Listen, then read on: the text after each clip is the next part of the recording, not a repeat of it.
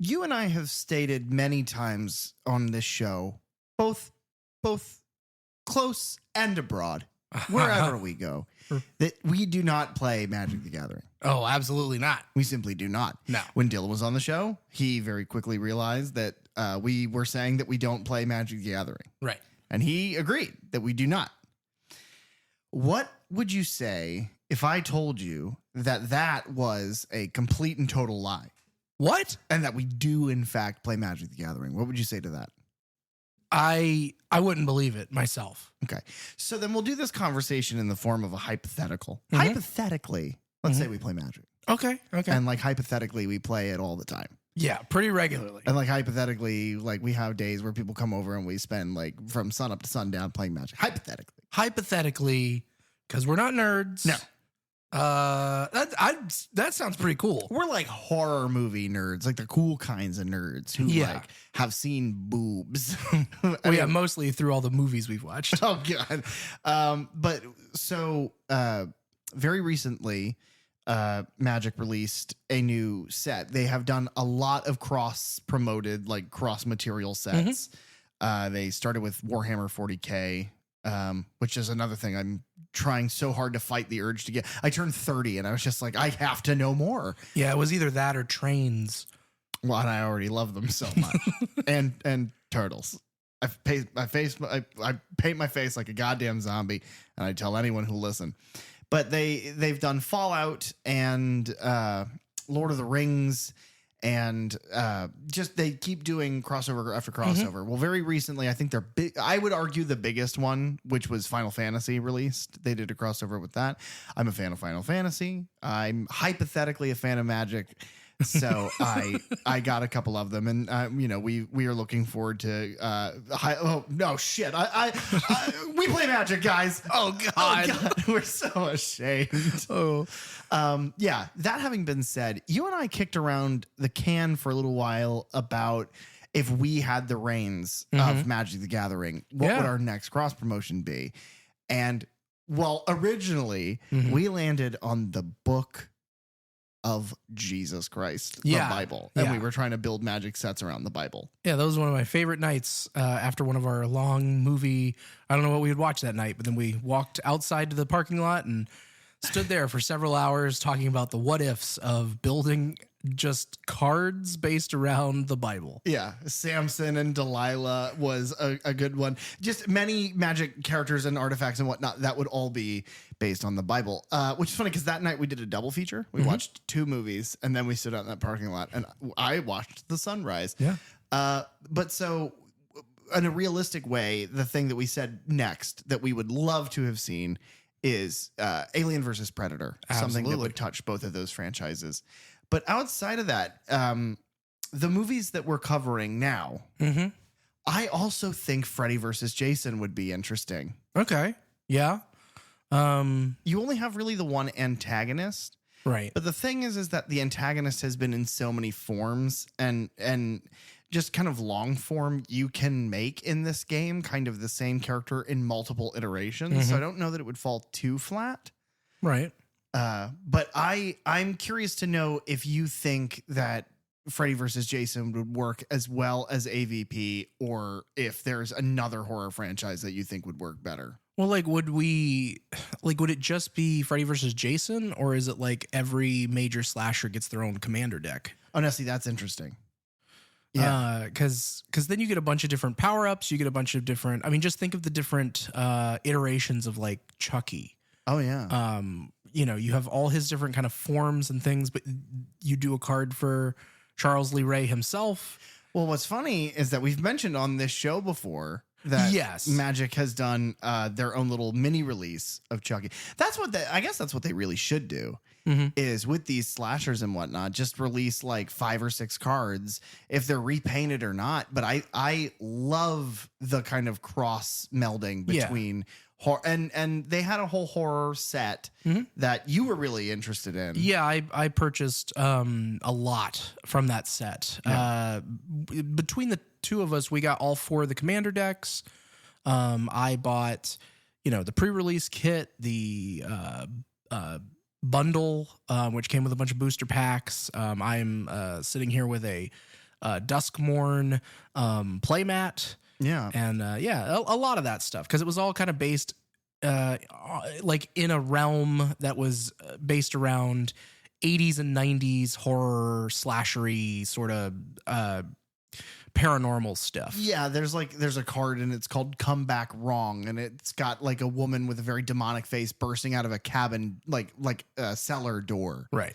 Now all of this talk has to be really cold water splashed on the face of the fans who didn't, they thoroughly believed that we didn't play Magic. And guess what, guys? This has all been a joke, a very well researched and exhaustive joke. Yeah. We do not play Magic the Gathering.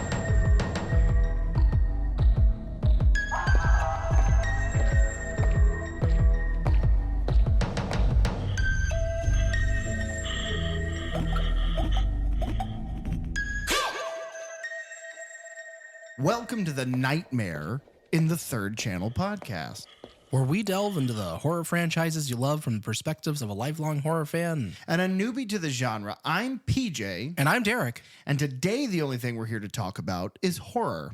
Today's horror is Nightmare on Elm Street. It's funny because this is a series that when you think of, you tell people, oh yeah, we're doing a horror podcast where you go over horror movie franchises.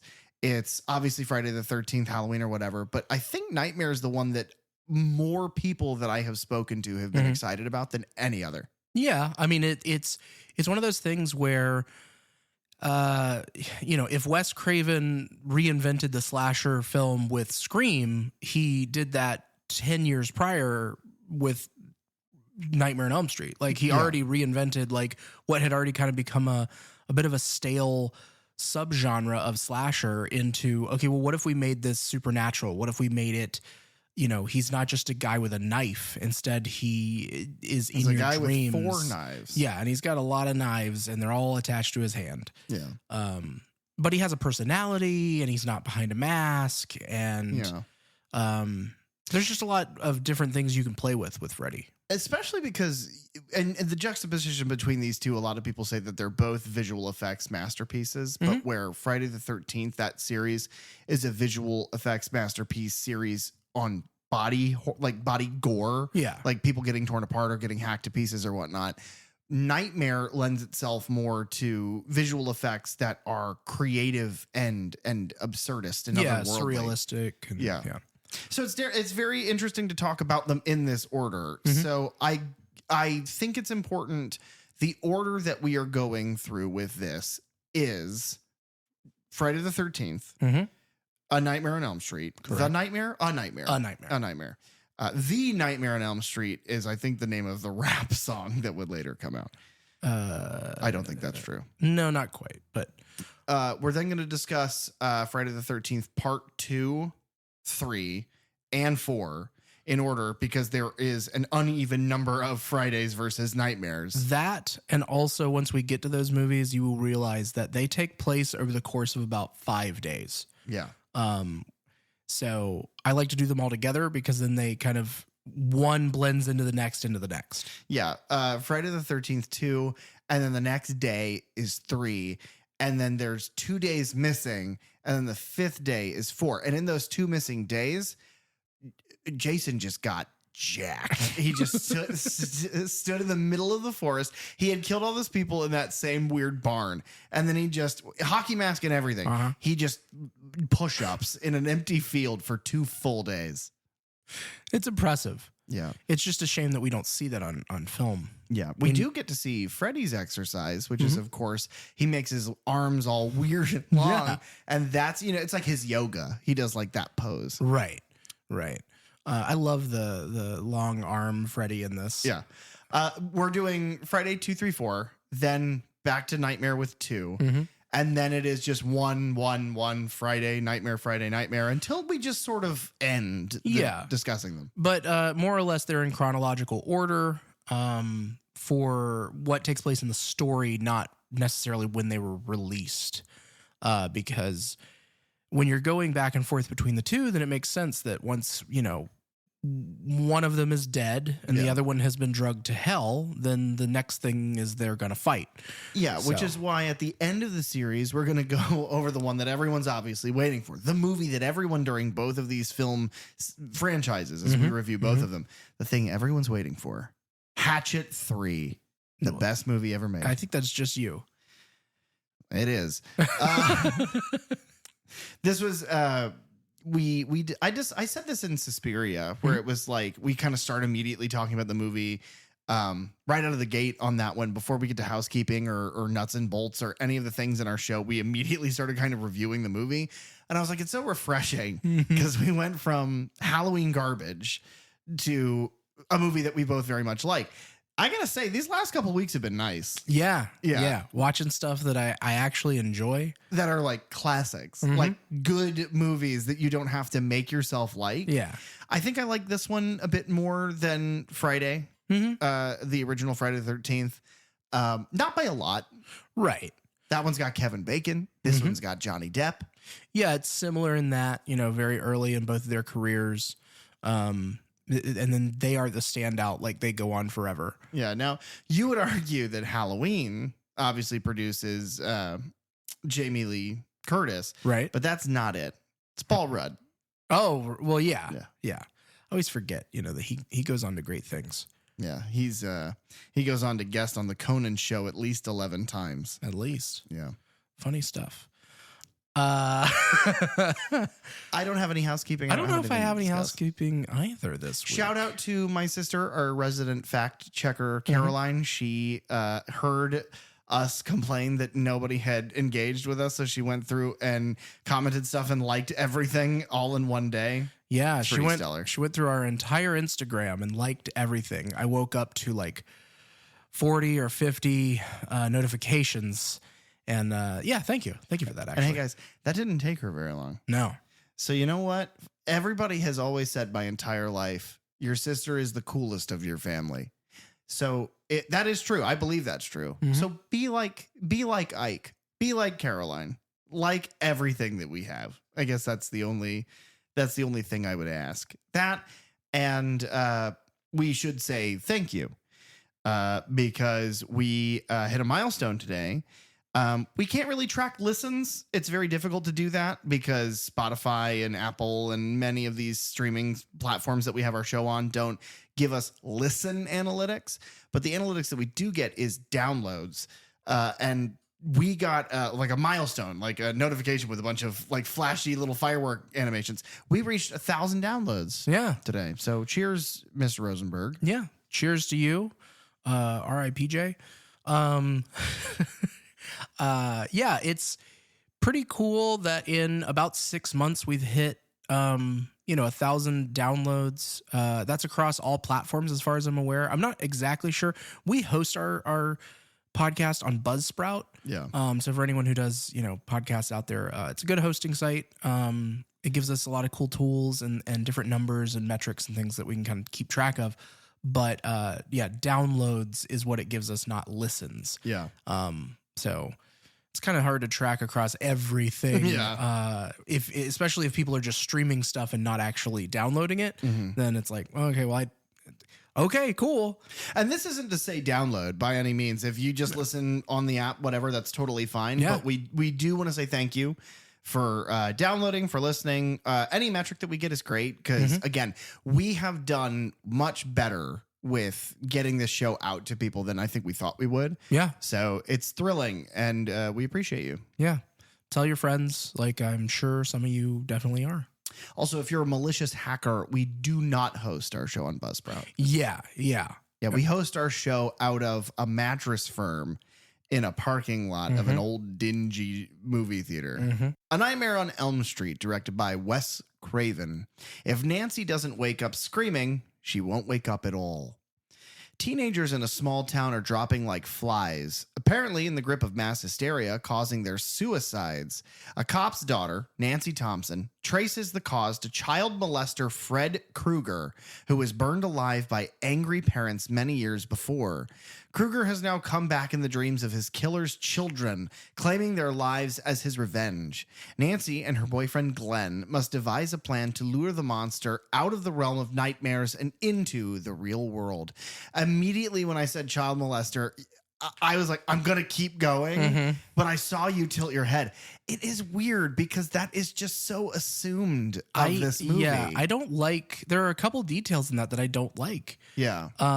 Because one, I get it that it's a summary, so it's you have to abbreviate some things, but it's like it's not that a bunch of kids they think are killing themselves. Yeah, it's not The Happening, right? M. Night Shyamalan's best film, right? His first R-rated feature. That doesn't make it good. Dude, it was the trees. No, the dialogue is what makes it good. It's the performance. It's the lead. Yeah, I agree. And then more so, it's the calling him a child molester, because in this version of the film, he is not stated to be that. He is a child murderer. Not much better. No, I'm not saying it's better in the grand scheme of things. I'm just saying he is not like Wes Craven, as far as I'm aware, went out of his way to not have, like, that was an original thought of like, oh yeah, he'd probably be that as well. And then he cut any of that from his script because there were like a string of, big child molester cases that happened around the time, and he didn't want to be seen as like trying to capitalize on that. That makes sense. I think that it's probably assumed because that is a general cultural thing. The remake kind of touches on that. The remake makes it official. Yeah. I would say that it probably comes from a handful of places. It comes from Nancy's mother's kind of just general description of him and like the things he's done and the reason that they killed him. But moreover, it's like, and I'm going to do this noise into the mic, and I'm so sorry, everyone, but it's like the blah, blah, blah, blah, blah, that he does to Nancy all the time. And like, he seems like a sex creep. And maybe it's just Robert Englund's like whole vibe.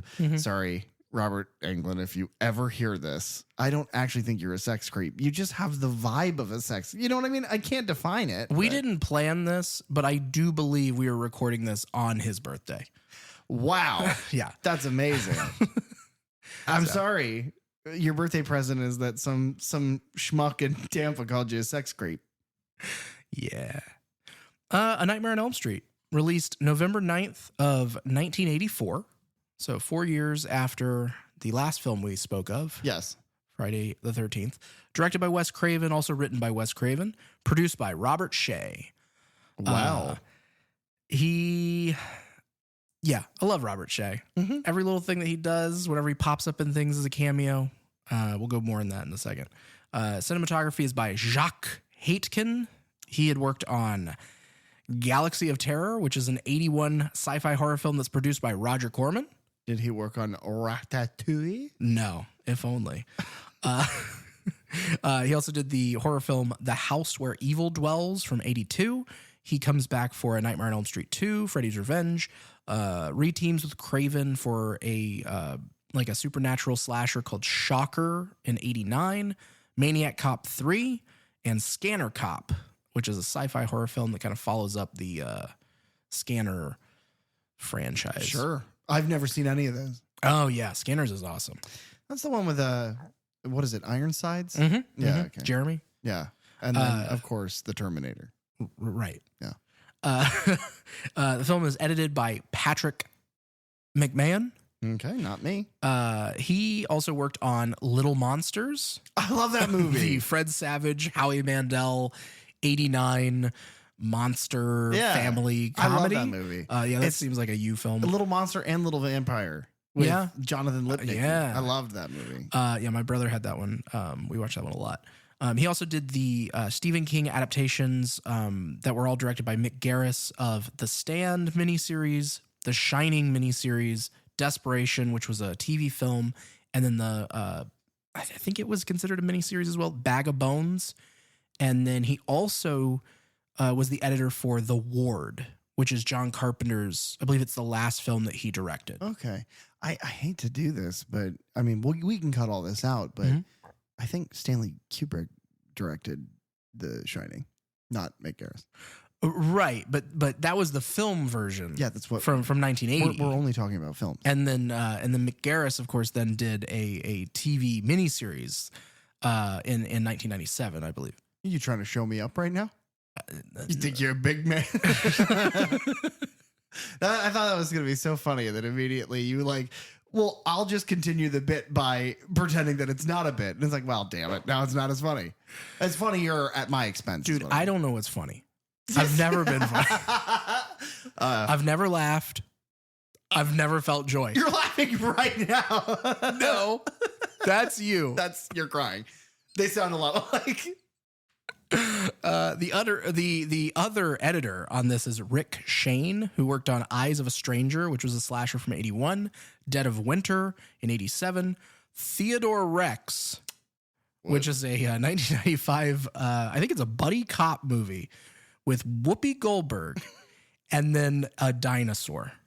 But like a dinosaur, like from ABC's Dinosaur, the sitcom. So it talks. Yeah. Who voices it? I don't know. I bet it's Billy Crystal. I bet cash money it's Billy Crystal. I hope it is. That's who I'm picturing now. Yeah. But then he also edited Pitch Black, which was the first of the like Chronicles of Riddick movies with Vin Diesel. Oh, okay. And then he was the editor for The Incredible Hulk in 2008 for the MCU. Yeah.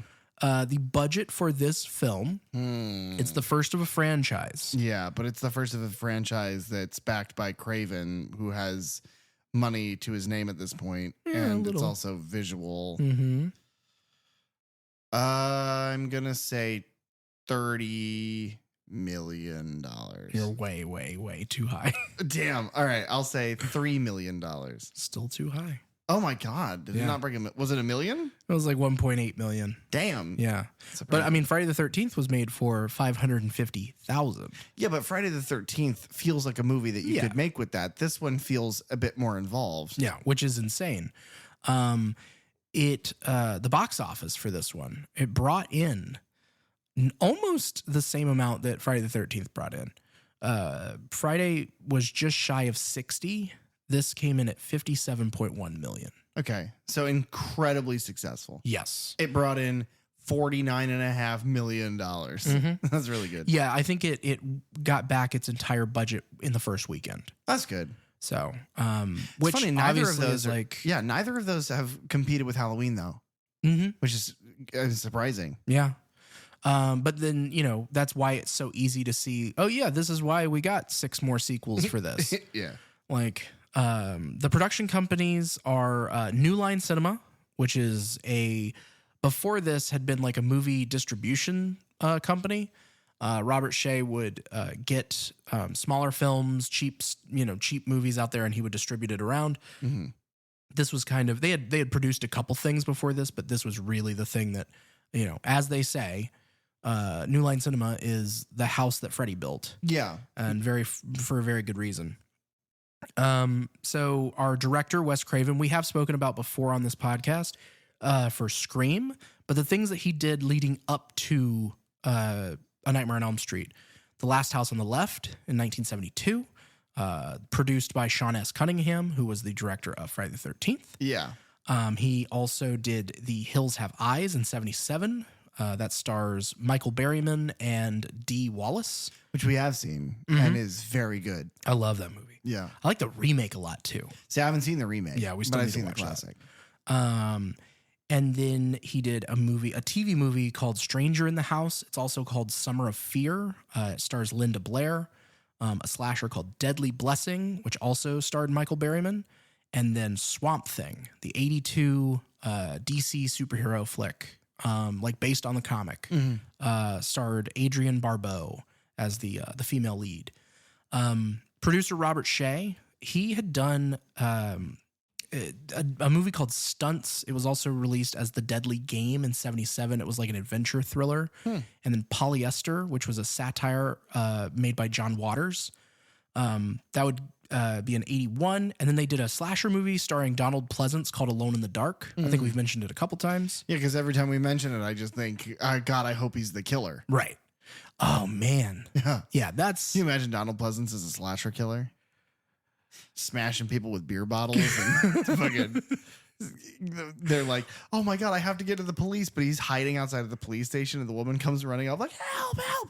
And Donald Pleasance goes, get your ass away from here. And they're like, oh God, we can't get help, and they run away. See, I picture him after like Halloween 4, and so it's Donald Pleasance, but his killer, like what he uses for his weapon is his cane. What he uses for his weapon is his cane, and he wears a mask to hide the egg on his face. Yeah.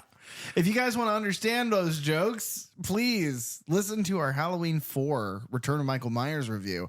That one's a good review, and we spent a lot of time talking about Donald Pleasance. So if you too like him, listen to that episode.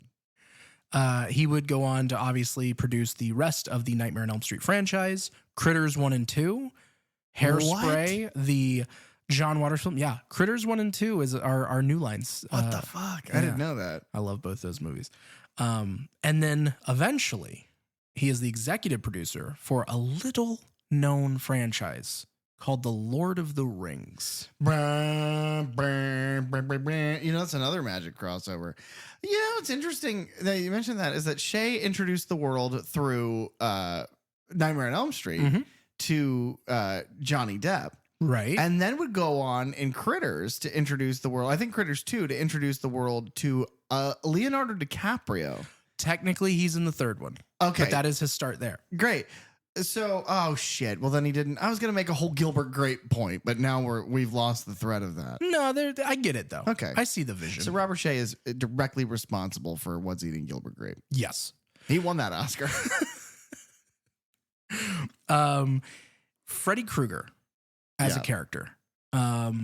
He is like the main thing to talk about here when it comes to casting. Like we'll go into everything as we go through the movie itself, but like Robert Englund, he had been in a thriller called Slashed Dreams. It was also released as Sunburst, but I think it's interesting that he was in a movie with dreams in the title. Yeah. From 1975. That is weird. He was in the Tobe Hooper film Eaten Alive, which is about like hillbilly. It's like hillbilly horror, and I think they have an alligator that they feed people to. Oh, good. I still need to see it. He was in Dead and Buried in 81. He was in Galaxy of Terror, which is the Roger Corman film.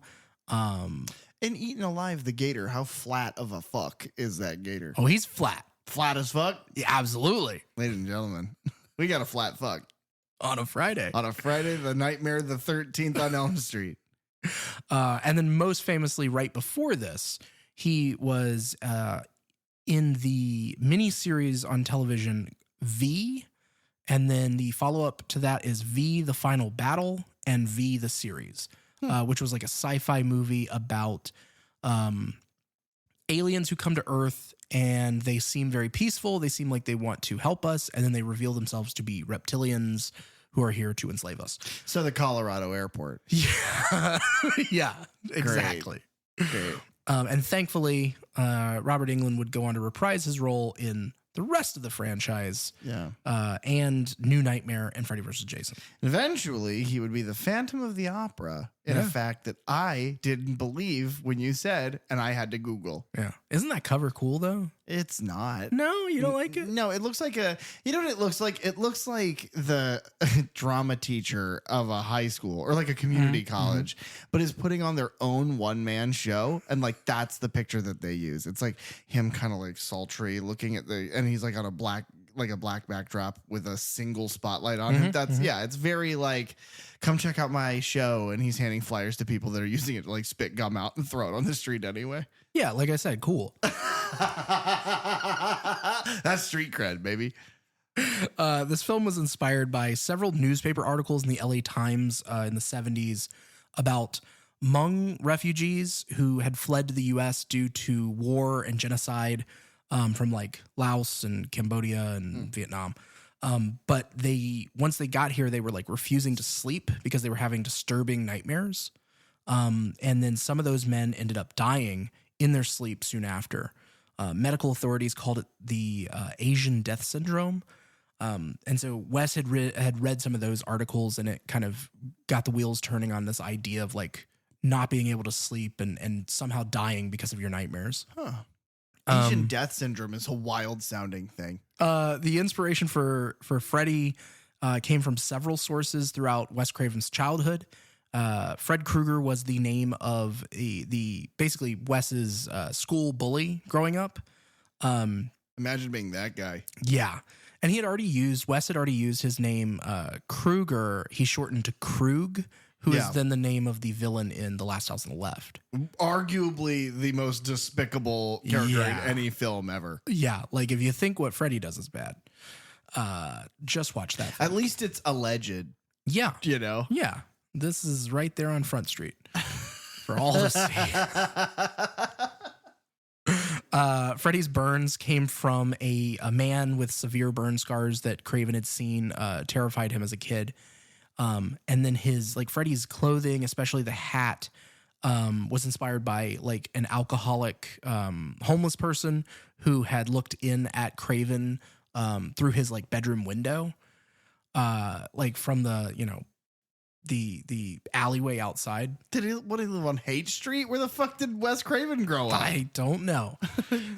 Fucking yeah, there's a lot of people with like really horrific burn scars and like homeless people in like funny like hats just peeking in through my window. My parents were both circus clowns. Why do you think he made horror?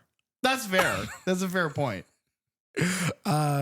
He made the conscious decision to not put Freddy in any sort of like mask, like Leatherface or Michael or Jason, who had all come before this. Yeah, which allows Freddy to talk and taunt his victims, and then also wanted to do something other than just a standard knife, like a lot of slashers were using at the time. And so they originally he had thought of having him use like a sickle and making him kind of a Grim Reaper? modern Grim Reaper.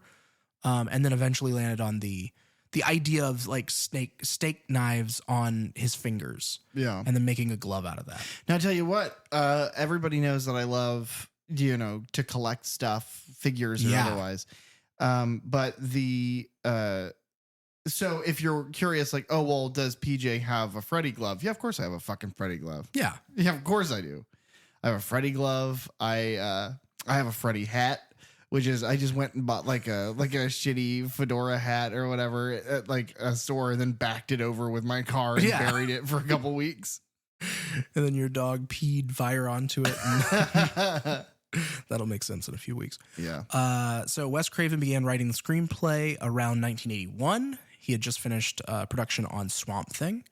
And he pitched it to, a bunch of different studios, including Walt Disney Productions, Paramount Pictures, Universal Studios.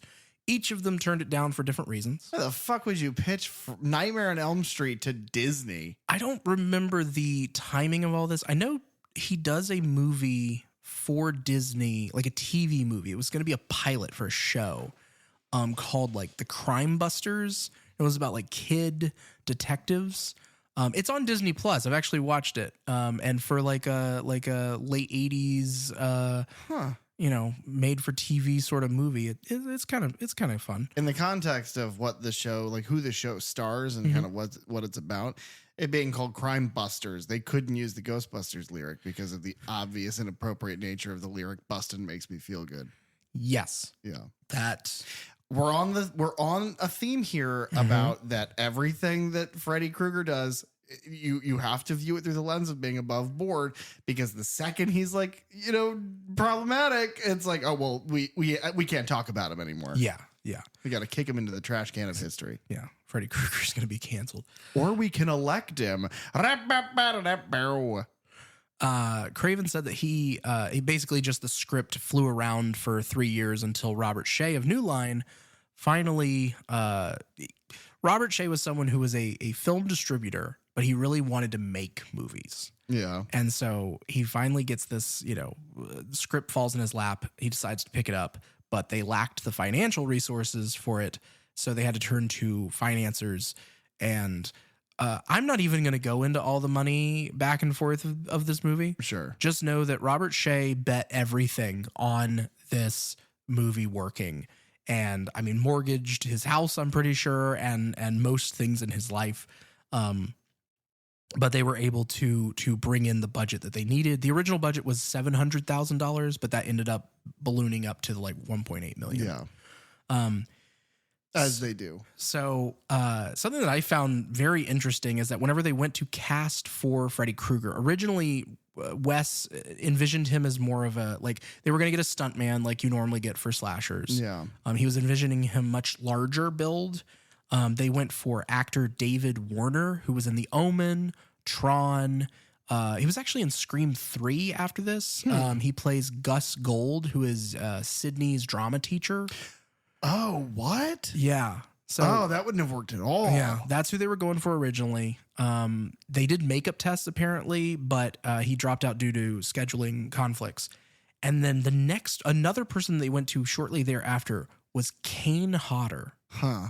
Who, if you don't know, that's a name that we will be using a bunch in the upcoming weeks. Yeah, but for you guys, it'll be like 2 months from now. Yeah, it'll be a little while. Time goes differently in the third channel. We live in the third channel, and time moves a lot differently, and we just hear that like happy, Halloween just all night. It's terrible. It's great. But yes, Kane Hodder is who would be basically most famously play Jason Voorhees over the course of like 3 or 4 of those movies. Yeah. And so he talks about, I'll quote him here. Wes was initially thinking of a big guy for the part. And he was also thinking of somebody who had real burn scars. Kane Hodder, he was a stuntman. So he does burns, full body burns. And one of them went bad one time and he got very, very badly burned across most of his body. So back to Kane's quote. But obviously, he changed his whole line of thinking and went with Robert Englund, who is much smaller. I would have loved to play the part, but I do think that Wes made the right choice. Which obviously, you see that performance of Robert Englund, and like I can't imagine anyone else doing it. No, it's very much Brad Dourif with Chucky. Mm-hmm. It's the concept of the character is a good one, and the visual of the character is a good one. But without the right person performing that role, it wouldn't have lasted as long as it did. Right. Because Robert Englund is the reason that these movies, I think, continued. Mm-hmm. People kept going back because he made that character fun. And by the end of it, he made that character fucking whacked out. It's so bizarre, the choices that he makes in those later performances. But it all comes from this movie where he's just kind of silly. Yeah, and choice is a good word, because like I think that's part of the thing that got him the job is he got an audition, and then when he went in, he had been given kind of a little bit of coaching from his agent and a friend of his agent who was like, go in and play it more Weasley. And so he went in and he had taken like cigarette ash and like had darkened the circles under his eyes so that his eyes looked more sunken in. And he took the dipstick out of his car, and he took the oil and he slicked his hair all back to where it was like greasy and nasty. And he got the worst fucking infection you could imagine. And then whenever he was talking to Wes, he tried his hardest not to blink the whole time that he's having these conversations with Wes Craven. And, whatever, something got him the part and all that. I just like to picture the Wes Craven staring at him and having a conversation back. But Robert Englund's doing all this weird shit, but ends up being creeped out by Wes Craven. It's like, I looked into Wes Craven's eyes and saw the abyss. Wes Craven is an interesting person because you make that joke about where he grew up. He grew up in a really religious home, if I'm not mistaken. And what? He wasn't allowed to watch, he wasn't allowed to watch horror movies. He wasn't allowed to watch movies. Oh, yeah, we went over this with Scream. Yeah, because his love of these things fly in the face of his whole life. Yeah. Wes Craven's an interesting person for a number of reasons. One of the things that I find the most interesting of him, guys, if you've never listened or gone through commentary for any of the Scream movies or any of these movies that he had a hand in, you should. The reason is, he's brilliant, and listening to him talk about his passion projects it's just so inspiring and amazing.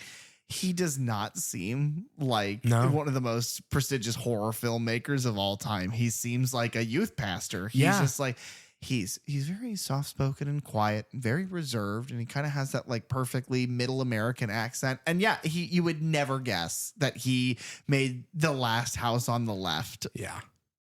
That is for sure. Principal photography began in June of 1984. It only lasted 32 days. Really, really quick shoot. Shot in Los Angeles. The high school scenes were filmed at John Marshall High School, where things like Grease and Pretty in Pink had been shot. And then Nancy's house and Glenn's house are actual houses that are catty corner across the street from each other. So those were real locations shot there. What did they do with the homeowners when they got their home back from the production? What did they do when the bed in their master bedroom had like a person shaped outline that sunk into a nightmare and like lightning was crackling out of it? I think they made that the guest room. That makes sense. Yeah. They probably just slept in the basement. Yeah. It's held up to a whole fire. So do basements also seem like a fictitious thing to you? Yeah. Growing up in Florida, we don't have those in most buildings. And so it's odd of like, oh yeah, a cellar. Right. It's like poltergeist or things where they'll like go into the basement. It's like, what the fuck is it? You got a room on the earth? Yeah. What is that? It's bizarre to me. But anyway, yeah, please continue. Craven had originally planned to have a more like evocative or happy ending when it came to that. So the ending is one of those sticking points for this movie where you watch it and I'm still not quite sure what we're supposed to take away from it. And in a way, it's almost like the Friday the 13th ending where you get, did Alice get away? Was Jason a dream? Right. And in this movie, it's like we get to the end and they walk out of the house and they get it and she gets in a car with her friends and it's like, well, how much of this entire movie was a dream then? Are they supposed to be alive now? But then all the things about the end are like, oh, but then it's very ambiguous. And for like a kind of supernatural movie like this, I like an ambiguous ending. You don't have to establish the rules too much. You can just kind of go fast and loose with it. Right. And I think that serves the movie better. However, the effects at the end of the movie, and we'll get to that, are heinously odd. Yeah. Do we want to wait to go over the ending until the ending? Like, I think that makes more sense. Because all we'll say for now is blow up doll. And, people are going to click off if they're going to click off. Did you ever read about the Balinese way of dreaming? No. They got this whole system they call dream skills. So if you have a nightmare, for instance, like falling, right? Right? Well, instead of screaming and getting all nuts, you say, okay, I'm gonna make up my mind that I fall into a magic world where there's something special like a poem or a song. They get all their art and literature from dreams. Just wake up and write it down. Dream skills. Well, what if they meet a monster in their dreams? Then what? They turn their back on it, take away its energy, and it disappears. But what happens if they don't do that? Well, then I guess those people don't wake up to tell what happens. Great. That, of course, performances by our leads, Johnny Depp, and I'd say he's our supporting, and then our lead Heather Langenkamp, and we'll go over their performances. I think throughout a lot of this review, they're both wonderful. Yeah, I have very little to say. I think they're both so great in this movie. One thing I will point out, though, is that obviously Johnny Depp goes on to be, one of the biggest stars on the planet Earth. Yeah. You could make the case that one of his more famous characters is from Pirates of the Caribbean, right? Captain Jack Sparrow.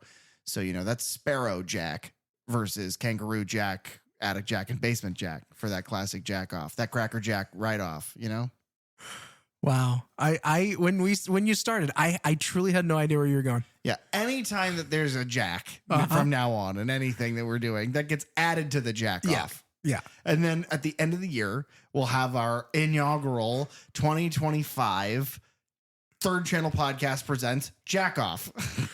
Wow. And we're not accepting applications. you filthy animals. Yeah, that's probably for the best.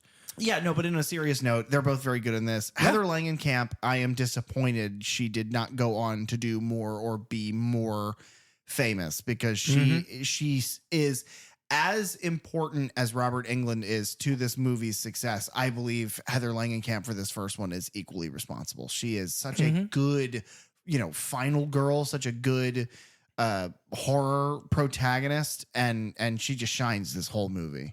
Well, and I agree. And what's really interesting is in a similar fashion to Friday the 13th, we don't start with our lead. Yeah, no, we do not. We start with Tina, and she is already, truly we start with the opening credits. Yeah. And there's like video playing, but it's in a smaller frame than the full frame of the movie. Which I love that so much. Yes. I love it because it is like, oh yeah, I get it. We're watching TV.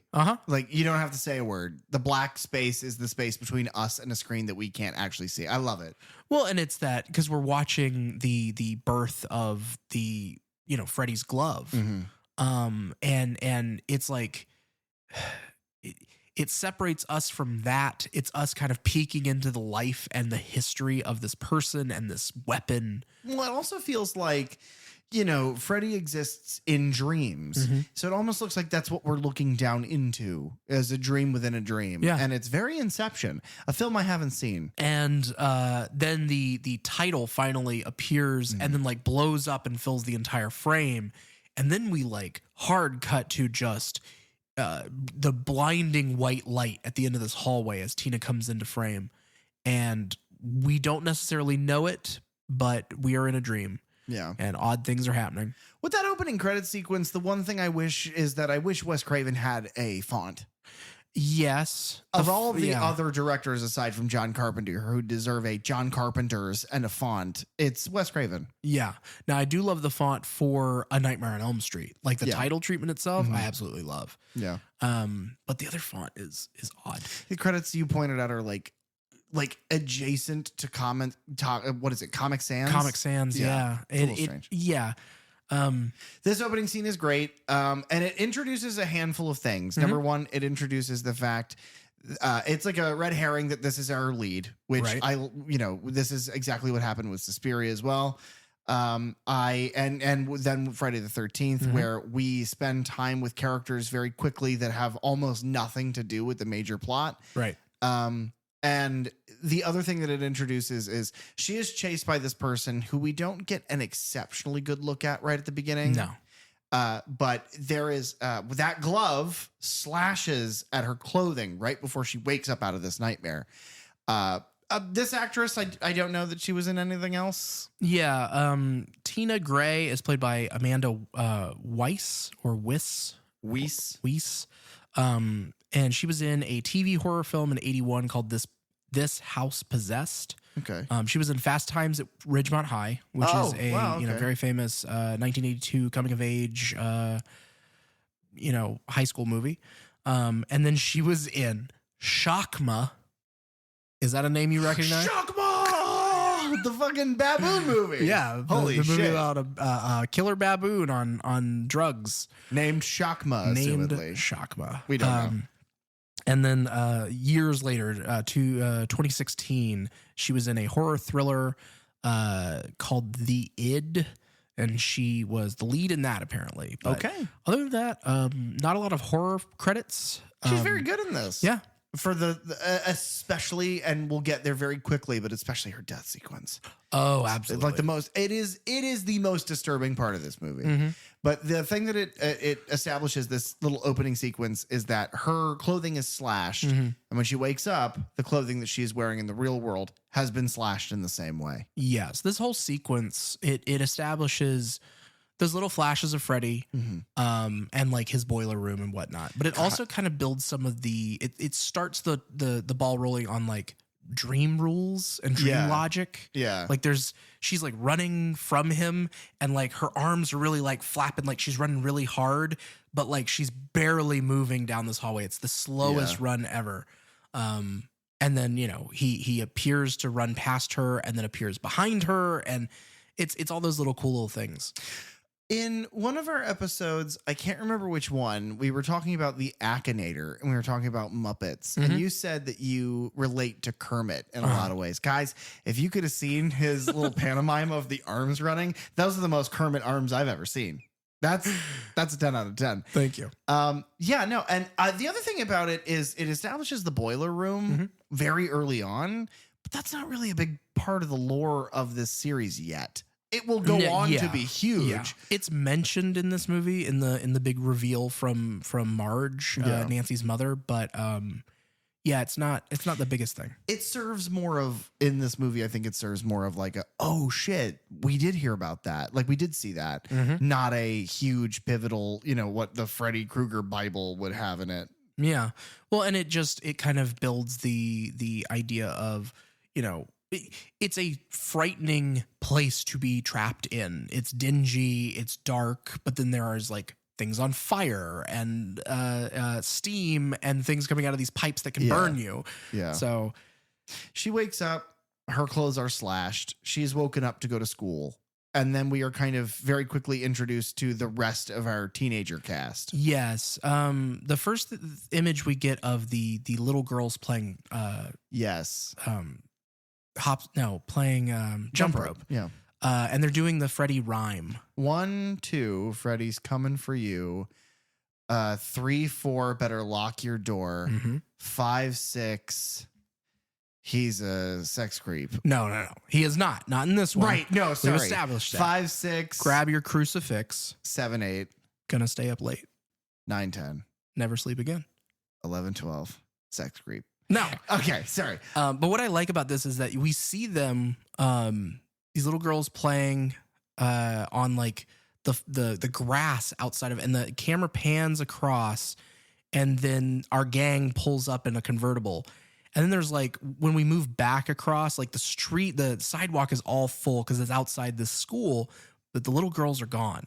The other thing I like is that the little girls are all wearing like shock white.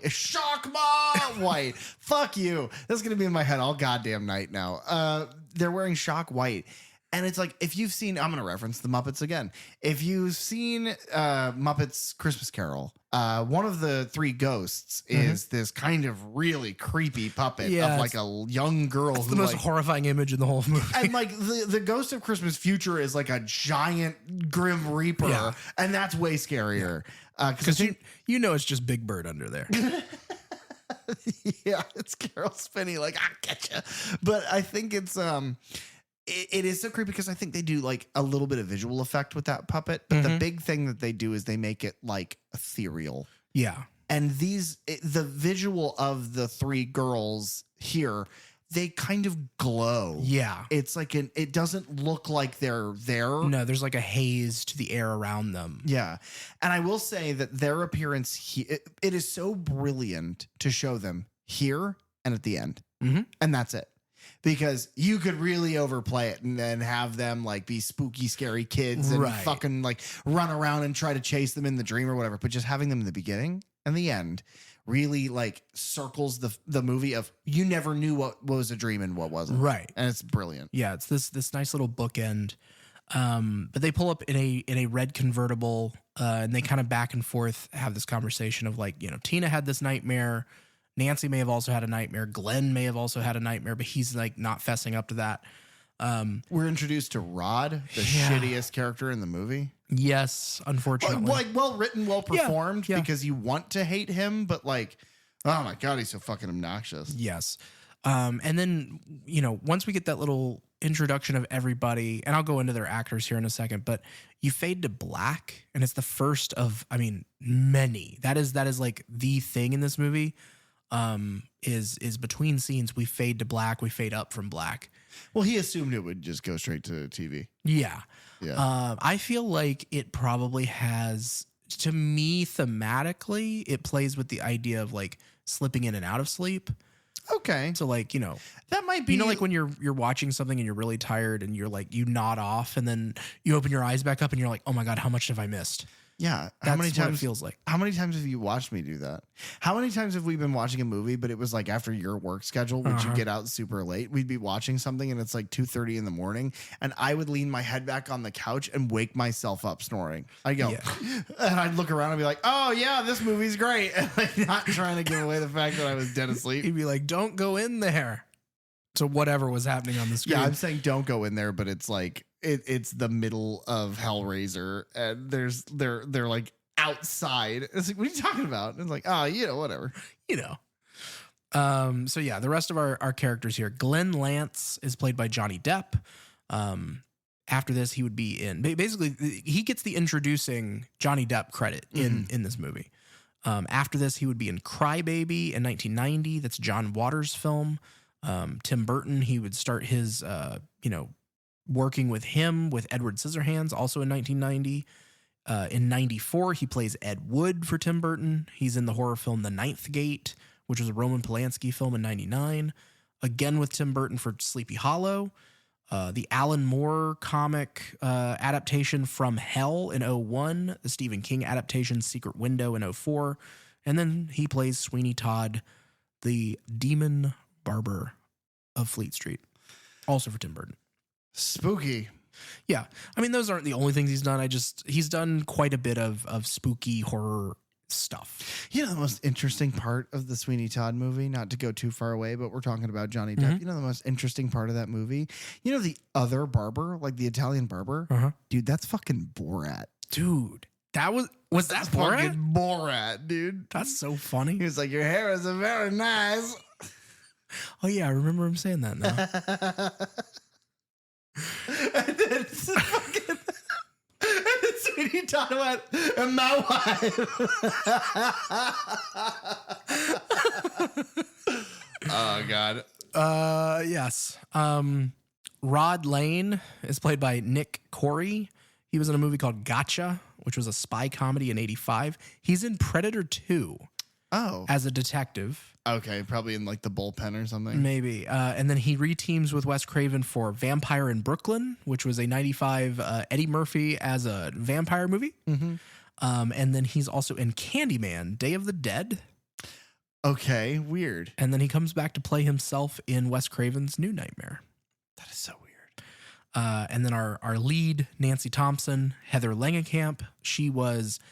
Apparently she was an extra in 2 Francis Ford Coppola films, The Outsiders in 83 and Rumblefish in 83, but her scenes were cut. So I don't know if that counts. And then she was the female lead in Nickel Mountain, which was an 84 drama. And then she was in this. And then she later would do a cameo in Wes Craven's Shocker. She's in a sci-fi movie called The Demolitionists, which is like it looks like a post-apocalyptic sort of sci-fi action movie, but it's directed by Robert Kurtzman, who's from K&B EFX Group with Greg Nicotero.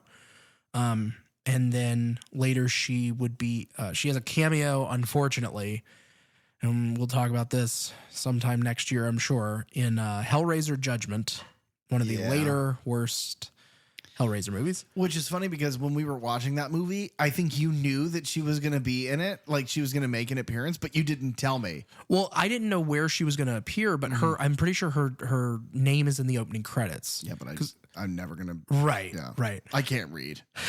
I forget that about you. Yeah, that's why you handle all of our socials. Yeah. And then what's funny is right now she is in the Stephen King adaptation Life of Chuck, which just released to theaters, I'm pretty sure. Okay. So she's got a part in that. She That's reprises nice. her role, thankfully, for Nightmare 3, and she plays herself in New Nightmare years from now. She is the only... I don't like that movie very much, and we'll get there when we get there. And maybe it'll be the thing where I say I don't like it, and then I'm surprised. And I love that movie. Okay. So, but she is my favorite part of that movie. oh yeah, she's great there. Yeah, they're kind of walking, and it's the discussion of, and I like how natural the progression of this is throughout the movie. Of like, yeah, I had a bad dream. Yeah, I did too. Yeah, I had a dream that I was getting chased. Yeah, me too. Those are the worst dreams. Yeah, because they're hanging out at like Tina's house because Tina had the bad dream. They're hanging out to basically keep her company and help her to, not have a nightmare, hopefully. And It's an 80s friend group, yeah. yeah. And so, yeah, they all start having that conversation of like, and more information kind of gets delved out of like, well, no, he had, what do you mean he had long fingernails? Yeah, like a knife glove and a weird stripy sweater. And yeah, the guy in my dream also had that. And then you have the very famous line from this movie, Nancy, we dreamed about the same creep last night. Thus again, proving that he is, sex or not, he is a creep. He is a creep. but yes, they all dreamed of the same guy, and then they start hearing the squeaking noises coming from outside. Yeah. Which is a similar, I mean, it's a sound effect that plays through this entire movie. Now, this is a weird piece of scenery because it's like a very nice suburb and like a beautiful area. And then they go outside and the back of this incredibly nice, and it's like a sliding glass door. They go out of a very nice suburban home and it is assed up, like butted up against this creepy old alley. But it's like the alley leads into their backyard. Yeah. It's very bizarre. And maybe I don't get the visual element of that like set piece well enough, but that's what it looks like. Cause it looks like if you look out their backyard, you're looking down the fucking alley. Yeah. And I think it's more of like you walk out to the back of their yard and then the alley is like perpendicular to theirs. Okay. But yeah, it is an odd, I've noticed that more in the rewatches. Later, and it's a dream sequence, but there's a part where like, you know, Nancy is like walking down the alley, and then she turns to go to the police precinct, and she walks through like the front wall of a house. Like the house is not there, but there is a wall with a door that she walks through, and it's like, is this supposed to be dream logic? And then whenever you take the ending into account, it's like, okay, well, is all of this dream logic? Like, is that why some of the stuff doesn't look like it should in real life? Maybe. I mean, if it isn't grasping at straws, because it might be. It might just be they had weird locations and made the best of what it is. Yeah. But if it's not grasping at straws, then that is brilliant to make everything sort of like in one shot it looks a certain way and in another shot it looks a different way, to kind of disorient you and make it difficult to nail down where you are. I'd like that a lot. I think that'd be very interesting. I just also know that this movie was made very cheap and shot in a city that is notoriously difficult to shoot in. Right. Yeah. We get a jump scare from Rod as he tackles Glenn. And then very quickly, Rod and Tina, who are a couple, go off to have sex in her mother's bedroom. Like you do, I suppose. I have never had sex in my parents' bedroom. Okay, that's good that you have that here for like your sister to listen to. Yeah, that way she can vouch for you if it ever comes up. Well, like I can't speak for anybody else in my family. I assume my parents. Okay, we've gone way off the rails. No, let's unpack this. What I do want to say is that them being in the alleyway, they listen to this show, god damn it. Them being in the alleyway for this whole period of time, after seeing the dream sequence in the very beginning, it is an effective bit of suspense. It is really effective storytelling. It's like you have seen things that shouldn't be able to happen, and then her shirt is torn and everyone's having the same dream. And so even not knowing, because when I watched this movie, I knew Freddy Krueger is the guy with knives. I didn't know anything about the dream. Right. I didn't know, like, the movie's called Nightmare on Elm Street, but it being titled Nightmare doesn't, and I knew he was burnt up in an unfortunate way. I felt bad for him. Turns out I shouldn't have, you know, so I didn't know any of that. And so coming into the movie and watching it, it was like, oh, he's like a demon. He's like something, he's unhuman. And so it immediately sets the precedent of, wait, why are we lingering here? Like, oh, fuck, what are they asleep? Like, what's happening? And then, no, it's just the boyfriend. But it is once again, and he's a master at this because he does it in every Scream movie he directs. It is just holding on nothing for a very long time just to pull the rug out from under you with like a gag or a bit. Yeah. Or sometimes even just nothing, only for the very next time he gets you. And it's like, I love Wes Craven so much. Yeah. Yeah. There's a couple shots in this where I think the editing's a little weird, where they like hang on a shot at the end of a scene, basically. And it would be, you know, a shot of Nancy's face. It's right before they run to the precinct to check on Rod. Yeah. After she goes looking for. Yeah, I guess very basically it's the very first time that we have a kill, because Rod ends up in jail because while at this sleepover, they bang in her fucking parents' very odd and very poorly set dressed room because it's basically empty. Rod also, like, kind of in their you know, post-sex cuddling there on the bed, that he also reveals that he's had a nightmare the night before. We also get one of the most iconic shots of the franchise. It's not exactly what's on the poster, but kind of makes me think of that, where while Tina and Rod are in her mother's room, Nancy is then sleeping in Tina's bed. Yeah. And the crucifix falls off the wall. Mm-hmm. And then Freddy's like face and hands push through like the wall, like reaching down toward Nancy in bed. Like the wall is made of spandex. Yes. Or like putty. He's able to reach through it. And it is, because I hadn't seen that before in images or GIFs or any media. I had never seen that shot before. And that got a reaction out of me. I was like, oh, that's good. I like that shit. And it's like a simple enough effect. So yeah, you're right on the money. It was a spandex, spread across like a hole in the wall to where the special effects designer, Jim Doyle, could then put his hands and face through. You just darken the room. You get the sheet to either cover the whole wall or be the same color. Yeah. But it's like, super effective. Very creepy. Yeah, which this is kind of the first, big kind of effect that we're seeing here. Jim Doyle, he did the special effects here. He's credited as like the mechanical special effects artist. And I think that's more to do with like the next sequence with the rotating room. But Jim Doyle had worked on Dreamscape, which is a thriller also from 1984. He worked on Breakin' 2, Electric Boogaloo, and then he did the slasher film Hello, Mary Lou, Prom Night 2. So we've watched Prom Night with Jamie Lee Curtis. This was the sequel to that from 87.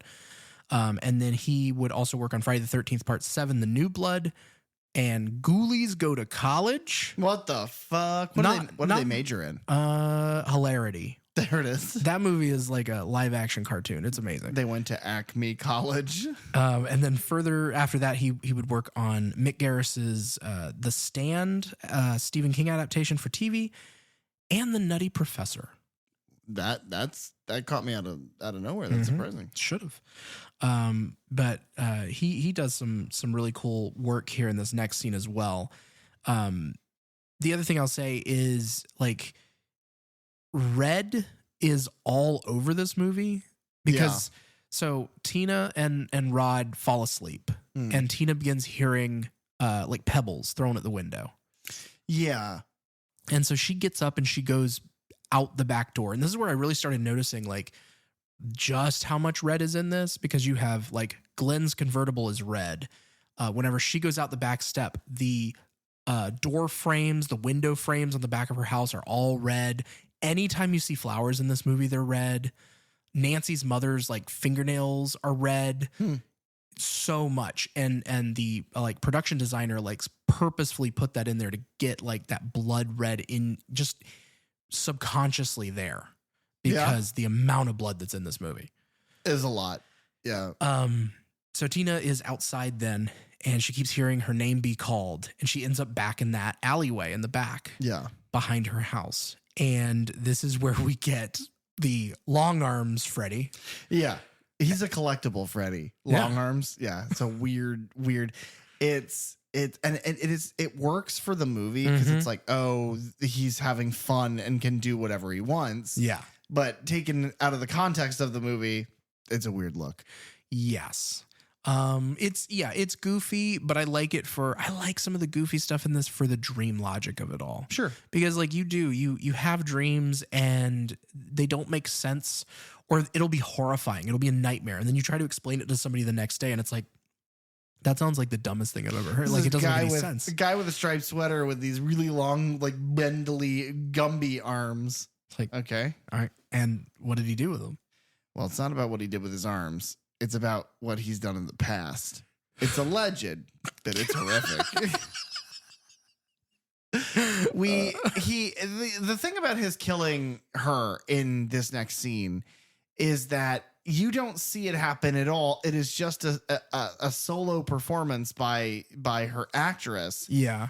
Pretending to be brutalized and murdered. Yeah.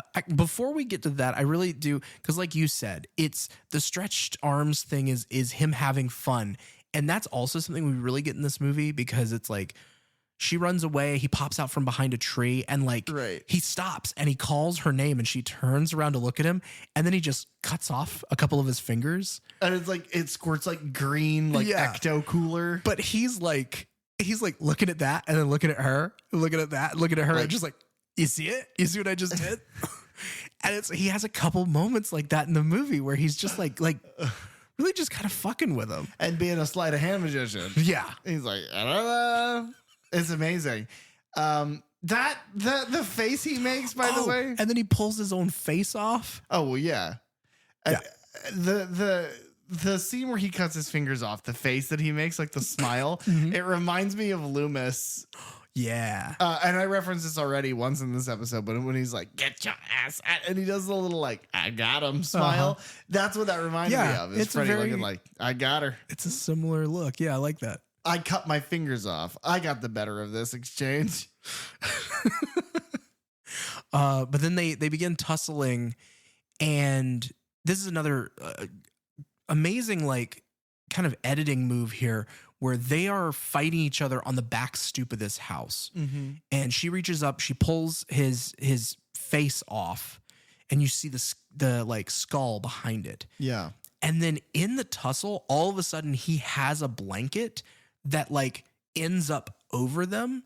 And then we cut to them in the bedroom under the blanket, and like Rod then wakes up having like, you know, her moving around underneath, she's like struggling with something. Onto him, yeah.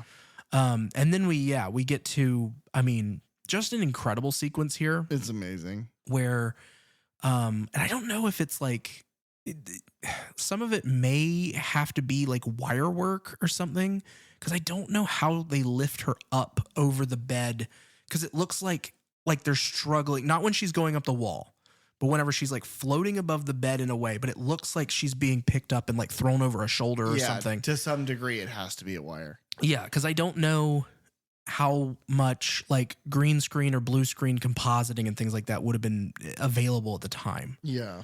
But they are, you know, Rod wakes up and he's trying to stop her from struggling from this invisible force, and her shirt gets like ripped open, and then 4, you know, cuts, like deep gouges. Yeah, get raked across her chest and stomach. And as she's like thrashing around and whatnot, she is just covering herself in blood, and it's like, ugh. And I mean, the whole bed is just covered. And eventually she begins, like, she smashes into Rod, and he falls back into the corner of the room, and then just kind of watches in horror as his girlfriend slides up the wall of the room and then across the ceiling before finally screaming, struggling, and bleeding the whole time. It's the screaming is insane. Yeah. Just blood curdling. And like this whole sequence, obviously it's shot in, if you don't know, it's shot in a rotating room. Similar sets had been used for like, there was a musical in 1951 called The Royal Wedding, starring Fred Astaire, and he like dances up the walls and across the ceiling. And so it's like this, you know, but it hadn't been done a whole lot before this. Obviously they didn't have a lot of money. So the room itself was not on hydraulics. They physically had grips and things who would balance and move the room, rotate it by hand. That's cool. It also meant that everything in that room had to be like, you know, glued down essentially, including like fabrics and things like that. Then had to be starched to where they would stay in the right direction, like hanging in the right direction. And everything had to be balanced. You also had to balance it for the cameras, the lights, everything that was on that set, because it was all going to be flipped upside down. Yeah. So, you know, that happens. And then a composite rod into every shot, because I assume that they shot him on the regular location and did like buckle him in. So you would think that. They buckled him in? They buckled him in. That's amazing. So the cameraman is like sitting in, you know, the camera's locked down in one corner of the room, and there's like literally a seat from a car, like from a Datsun or whatever. They got out, strapped that down. So then the camera person is then in a car seat, buckled in with the camera. And then Rod is then sitting in another seat that's slightly in front of the camera so that you see him in the corner of the frame the whole time. So his hair has been like starched down to where it doesn't hang up away from his face. And they are completely upside down. She is then sitting on the floor, essentially, as she's thrashing around and dying. That's crazy. Yeah. I did not know that. Just an absolute insane bit of engineering here. Well, she does end up dying, and she kind of flops back down into the bed and then off the bed in like a puddle of her own blood. Yes. And so to get to them visiting Rod in jail, obviously they don't believe that there's a dream demon. Mhm. So the thing they blame her death on is the boy man that was in the bed with her killing her. Right. Which then brings them to the police department. We're introduced real briefly. They're introduced to Sergeant Parker, who is the guy who's telling Lieutenant Thompson, who's Nancy's father, the information about what's gone on. Sergeant Parker is played by Joseph Whipp, who would then go on to be Sheriff Burke in Scream. Weird. So I think we mentioned that in that episode. So just coming full circle on that. But he is talking to Lieutenant Don Thompson, who's played by John Saxon, another name we've talked about before. John Saxon he was in a 1963 Mario Bava Giallo film called The Girl Who Knew Too Much. He was also famously in Bruce Lee's Enter the Dragon in 1973. And then we've talked about him because he was in the slasher film Black Christmas from Where he 1974. also plays like the sheriff. Yeah. I love him in that movie. I love him in this movie. He's giving a very different performance. Yeah, but of all the like horror movie dads, you know what I mean? Like the final girl's dad or their father figure or whatever. He's just like perfectly grounded in reality. Everything that he says is exactly what somebody in his position would say. When presented with irrefutable evidence of what's going on, it's very quick to go, we need to get out of here. And he keeps a cool head. But I love John Saxon so much. He's great. Yeah. He's great in everything I've seen him in. He would also work with Dario Argento for Tenebrae. And we're just going to have to watch that movie. Yeah. I've seen it several years back. Oh. But I would definitely watch it again. And then he also reprises his role in Nightmare on Elm Street 3, and he plays himself in New Nightmare. Do you find yourself when you're talking about these things and you're talking about the people who make these movies or who continue to cast, you ever find yourself getting like really inspired by specific names? You hear about the amazing things they've done. I talked to Carly because Carly hasn't seen the original Suspiria. So I talked to her on that back porch because she was like, yeah, that sounds like, because she had listened to our review. She's like, that movie sounds incredible. And I was like, no, it's really good. And she's like, yeah, you guys really seem to like that one. And I kind of just talked about like Italian movies and the way they make this stuff on like no budget and like the time and how Italy was at the time. But I started talking about Dario Argento, and I probably talked about Dario Argento uninterrupted for like 20 minutes of all the things that he had done and the discussion that we had because you research this stuff, and that's how I hear it. I, like our audience, hear all this stuff for the first time. And so I talked and she's like, man, you really seem to like Dario Argento. I was like, yeah. And she's like, but you did the same shit when it was Halloween and you were talking about John Carpenter. And then it's the same shit that you did with Sam Raimi. And it's like, yeah, because these guys are titans. They're amazing. They are inspirational. Absolutely. I mean, there's a reason that, we are talking about it decades later. Yeah. The only one of these creators, these giant Mount Rushmore horror titans that I don't think is like amazing and really like is Sean Cunningham. Because Sean Cunningham's just like, Sean Cunningham truly is the Mustafa Akkad of, I've done that with him twice. Yeah. It's a good allegory. It is. We're also introduced to Nancy's mother, Marge Thompson, who's played by Ronnie Blakely.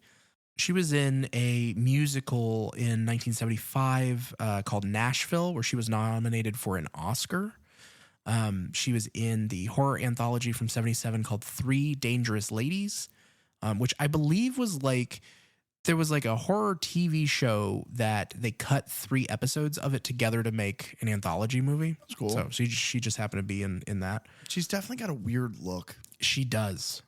She was also in the Driver, which was a crime film in 1978, and she's in Return to Salem's Lot, which is a vampire movie, the sequel to Stephen King's Salem's Lot.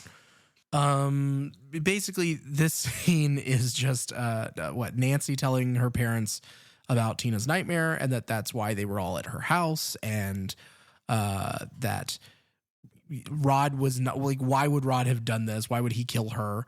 We also kind of get a glimpse into the fact that like Saxon's character is super loving and like very patient, but stern. Yeah. He's a police chief, you know, it makes sense, or sheriff or whatever.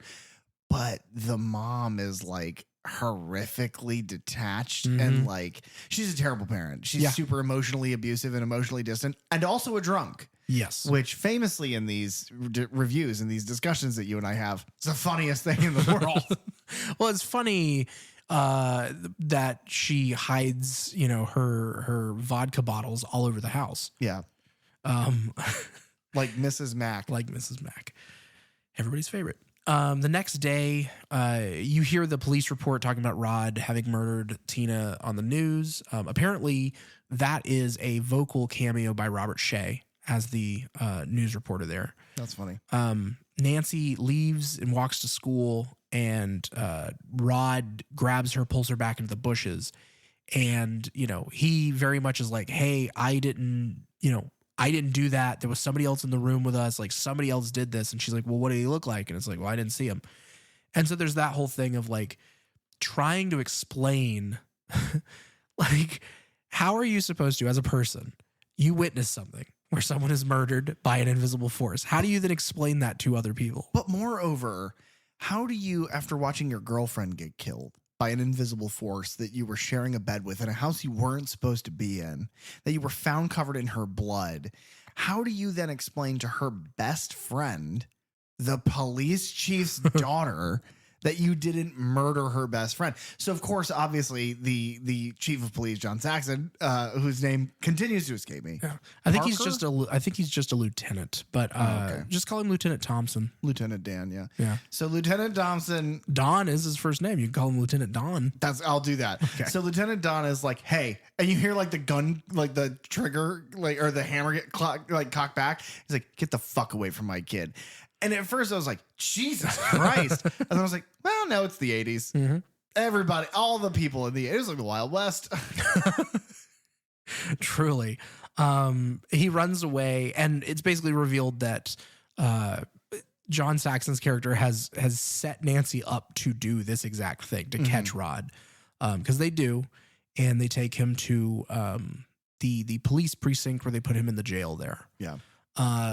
We get a kind of a little scene that's similar to scenes in, you know, Halloween, where we follow Nancy to class, and the teacher is going over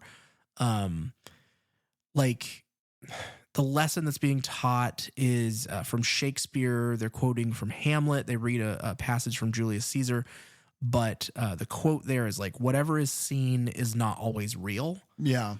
So very thematic there. The teacher is played by Lynn Shay. Lynn Shay, if you couldn't tell, is the sister of producer Robert Shay. And she has cameos in Alone in the Dark. She was in Critters and Critters 2. She will reappear in Wes Craven's New Nightmare. And then unrelated, she was in Snakes on a Plane in 2006. Oh my God. And she is probably most famously for most people, she is in the Insidious franchise. Best part of those movies. Truly. What's funny is that there are kind of a few Insidious comparisons here. It's the Nancy makes the choice a couple times to intentionally go to sleep, to enter a dream. It feels a little furthery. Yeah, no, that's a really good pull. Yeah. I like that. And having somebody else at the outside who's kind of there to watch her and try and wake her up if anything goes wrong. Yeah, that's similar. And we'll get here, but Glenn falls asleep by mistake because he just had a mega pint of red wine, so he fell asleep. Well, yeah. Yeah. That's what happens, as we've seen in Suspiria. Yeah. This is where I think the movie really kicks into like what it is. Yeah. Because Nancy's in the back of the class, this lesson is going on, and she kind of dozes off. And then we shift into a dream. Yeah. But you don't know it at first, like necessarily. Nancy hears her name called and looks into the hallway, and it's like God, this is such an odd visual. It's such a creepy visual. Yeah. It's like an opaquely transparent, like a mixture of this body bag, like a plastic body bag. And it is Tina's, it's like zipped up to the neck, but the face is stuck out. And it's Tina's dead fucking body calling after her name. And she like looks at it and she looks away in horror and she looks back again and it's gone. But there's like a bloody slug trail that leads down the hallway.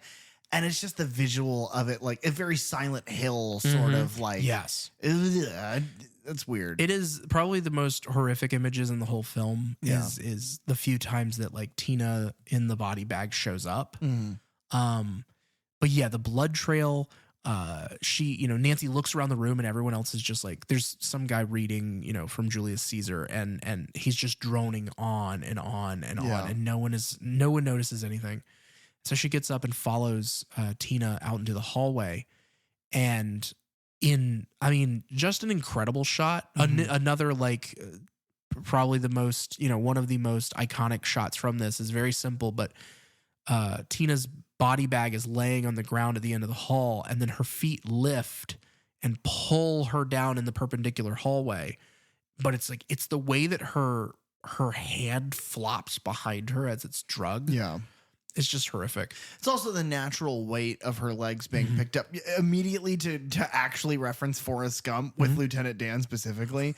There's a bit where Lieutenant Dan's on the side of the shrimping vessel and he jumps into the water.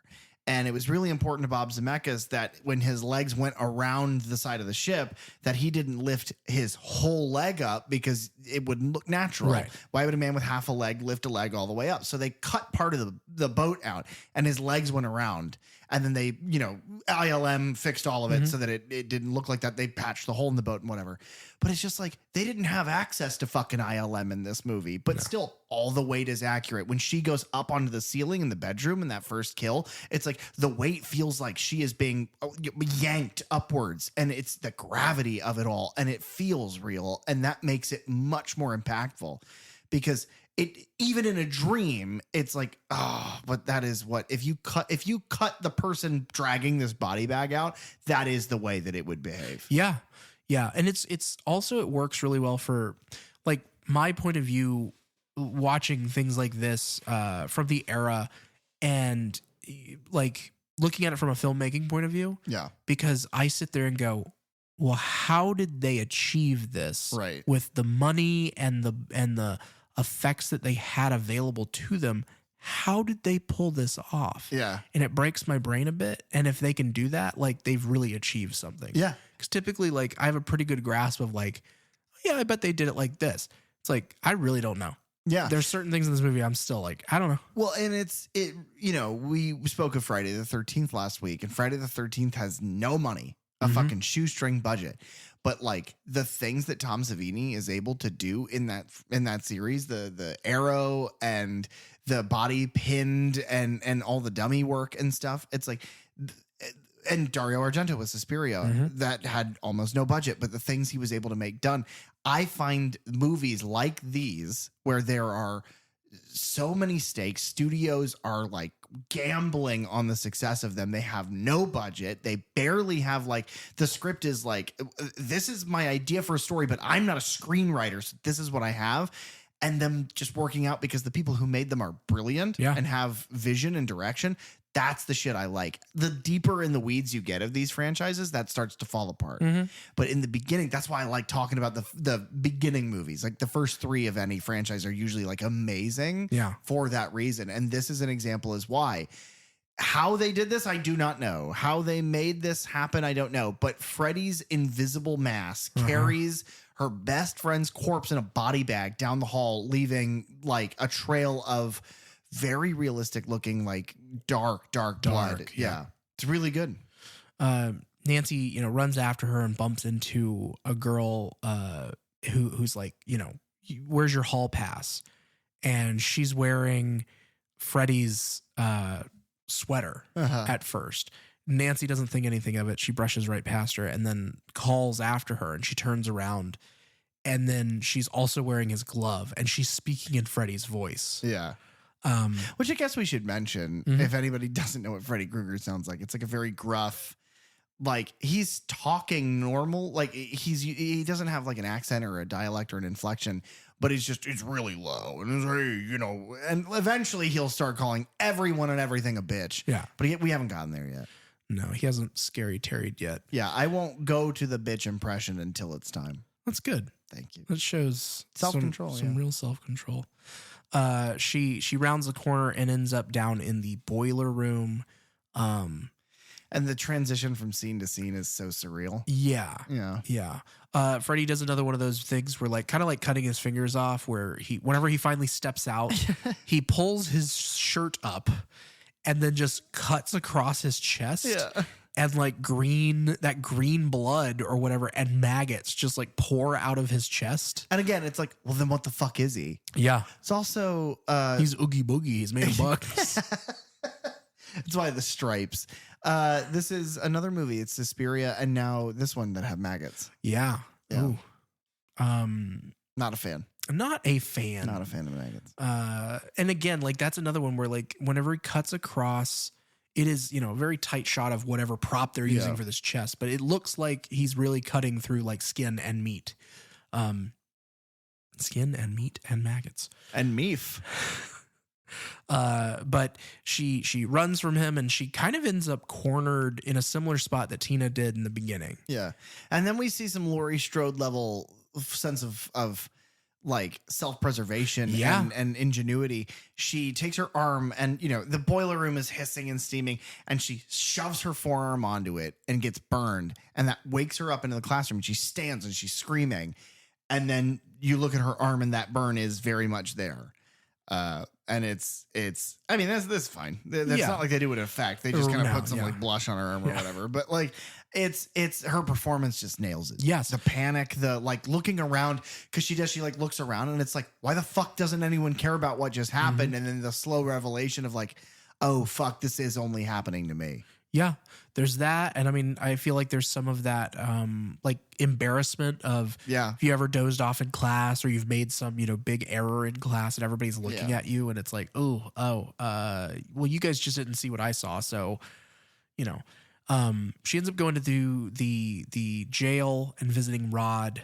And again, he explains how he couldn't see who was killing Tina, but it looked like 4 razor blades had like slit down her stomach, and Nancy's piecing all these things together of who this person is, and we're all experiencing the same thing. Yeah. That same creep that we all dreamed about. Yep. That's the same creep. That's the one. The next scene is the bathtub scene. Yeah. So Nancy goes home and she's taking a bath and she is like saying the Freddy rhyme to herself there, and she ends up dozing off. And as soon as like her eyes close, the glove comes out of the water up between her legs, reaching for her. So we are, unfortunately, you and I right now, in the description of a lot of this, building a case for the letterbox summary. I'm just saying. I don't know. I'm holding out for a hero. Oh shit! But the Jennifer Saunders Shrek 2 version. Hell yeah, baby. But her mother comes to the door, and it's almost like a comedy beat. Yeah, where, you know, as soon as her eyes close, the hand comes out, it's reaching for her, and then there's a knock at the door from mom, and then the hand right back under the water. Yeah, well, it's also a comedy beat because the mom is just such a bad parent and like so fucking clueless that she's like, Nancy, you're gonna drown in there, Nancy. Hurry up. And I was like, why are you telling her this? She's a 16-year-old girl. Yeah, leave her the fuck alone. She's in the bathroom. You don't know what she's doing in there. She could be blowing it up. She does end up falling back asleep and getting pulled down into the darkness, and like her tub becomes bottomless all of a sudden. And that's, I like that so much because not only is it odd, and it reminds me of like the mirror from Prince of Darkness from John Carpenter. Oh yeah, it feels very much like that. Obviously this would have come first, but it's like, tell me somebody who hasn't had that dream that they fall into water that they can't get out of. Yeah. Everybody I know has had that nightmare. Well, and it's you don't get a whole lot of it in this. Like, you get some flashes of her under the water, and like you just see the white light coming from the tub above her, and she's struggling. But it's a bit like, I'm sure Jordan Peele took some inspiration from this for the Sunken Place and Get Out. That's a good pull. Yeah, I see that. The way that this is kind of accomplished is the bathtub itself had a false bottom, was built over a pool where, just for the hand coming out, it was like a shallow pool on one half of the tub that Jim Doyle, again, he was like, well, I can hold my breath for a while. And so he literally just went under the water and had the sleeve and glove of Freddy on his arm so that he could reach out whenever he needed to and then go back under. Did he have like a mermaid tail to entertain the children? Yeah, I believe so. They don't like to talk about it, but I believe so. And then whenever she's actually pulled down underneath, she was replaced. Heather Langenkamp was replaced with a stunt woman for that. Because I'm sure that was a little bit more, advanced a stunt to pull, being pulled underwater and held underwater for an amount of time. The mom, she gets like a wire hanger and like pries the door open, unlocks the door. And then Nancy acts as if nothing has happened. Which, I mean, why would she bother when every time she's told an adult anything that's happened in the last day that no one has believed her? I don't know. This one feels like you should say something. A little, yeah. I mean, if you were just like thrashing around in there and screaming, and then your mom basically kicked the door down, and then you're just like, oh, no, I'm fine. Everything's fine in here, Mom. Leave me alone, Mom. I'm doing drugs in the tub. Tub drugs. Well, no, she actually kind of does do some tub drugs here, because she then starts taking stay awake pills. Which will get a name later on. Oh, what is that? I won't say it. I won't say it, and I won't do the Freddy bitch thing. Not until it's time. Not until it's time.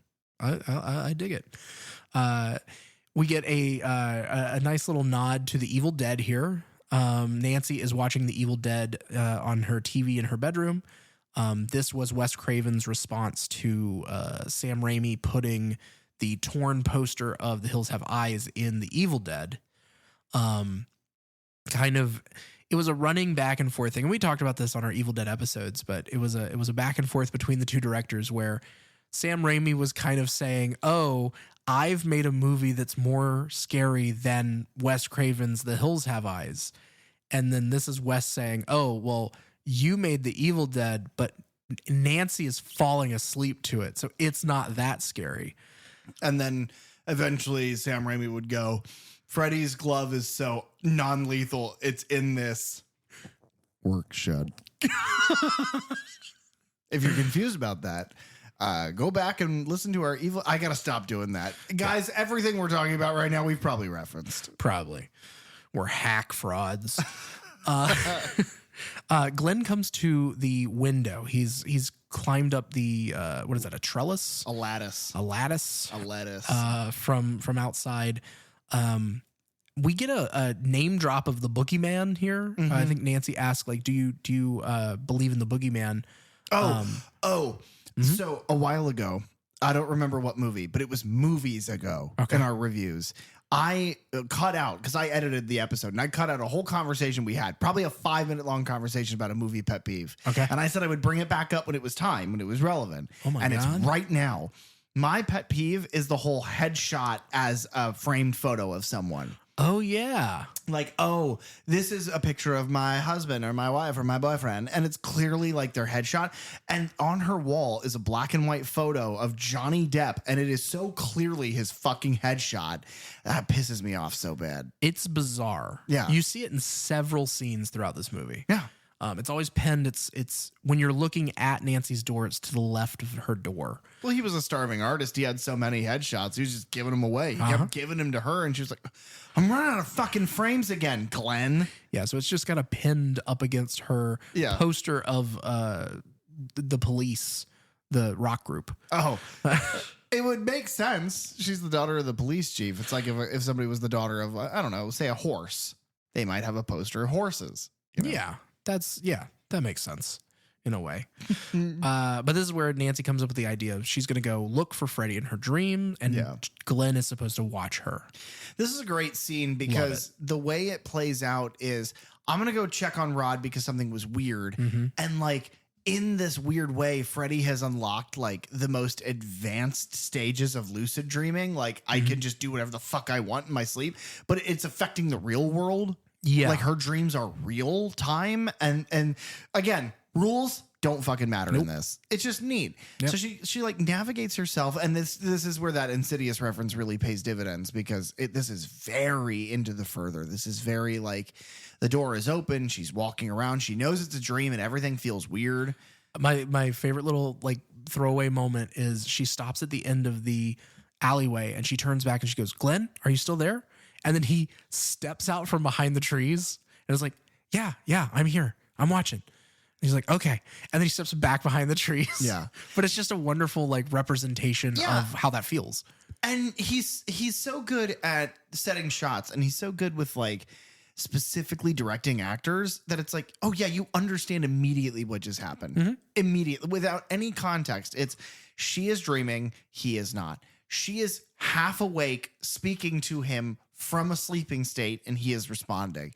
But she gets to the jail and I think this is how many kills is this? This has to be the second kill. Yeah, this would be the second kill. Yeah. Well, we don't even get to the kill yet. We just see that she sees that Freddy like walks through the bars and like covers Rod in the blanket. He now doesn't seem to give a fuck about any of the other ones. He just seems to like, oh, fuck you in particular. You're kind of onto my game to Nancy.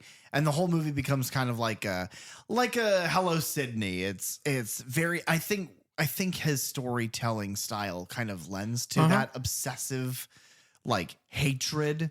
In fact, every Wes Craven movie that I've ever seen kind of leans that way where, you know, no matter how many people are involved, eventually it's like, oh, but you're the one that I don't like. We get another look at Tina in the body bag. Yeah. But like a centipede crawls out of her mouth and there's all these eels that are like just kind of writhing on the ground at her feet. I don't know how they did the centipede thing. The centipede thing, as far as I'm aware, it's a fake head. It's a fake head. It is like a statue of her. And that's why like you push in like the camera pushes in on her actual face. And then it's a very quick insert shot of like just the mouth.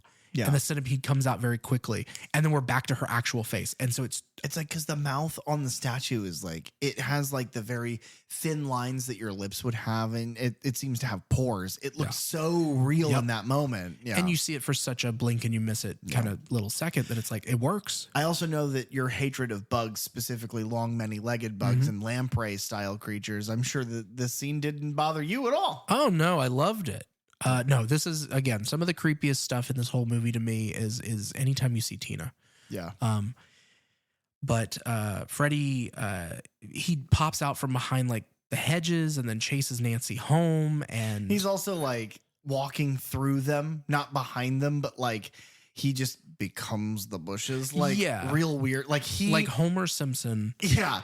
But like he doesn't obey even the rules that they like are already weird and abstract. He just seems to like, who cares? Yeah. And like at one point he walks into the bushes during like in the same set piece, the same alley, and the bushes are just now on fire. And it's like he just does whatever the fuck he wants. Right. And it's really creepy because then the thing that he wants to do is he gets out like a recorder and he plays a song and that's a fake. That's not real. That doesn't actually happen. But the covers do come to life. The blankets do like animate themselves into like a snake sort of creature almost that fucking hangs Rod from his jail cell. Right. And it's like, the idea of that is so fucked up. Yes, that he is making it seem as if Rod has hanged himself in his cell, which I think is where the summary gets the suicide bit from. Which that in and of itself, we kind of spoke about this while watching one of our rewatches. You had said like he doesn't necessarily, Freddy doesn't do that really in the following movies. He doesn't set out to make the deaths seem like they just happen. Like he sets up Rod to look like he's murdered Tina, and then he sets up Rod to make it look like he killed himself because of what he did to Tina. Yeah. And so Freddy can kind of get away with things a little longer. And he's like fucking around with the phones when, because, you know, I'm cutting forward just a little bit, but, you know, Nancy will eventually call Glenn and they're in each other's separate homes because the discovery of all of these things that have happened have driven their parents into kind of keeping the chains a little tighter. And it's like Freddy is like, he's fucking with the phones and she calls their house and is like demanding to speak with him. And then he dies in like the most horrific way. But people are like, well, was it Nancy? Like, it couldn't have been, right? But he's made it in this way where like now people are thinking that this little girl has lost her fucking mind. And in the next movies, he just turns people into meatballs or whatever. It's my least favorite thing. It's the grossest thing ever. Somehow. It's that and the cockroach bit.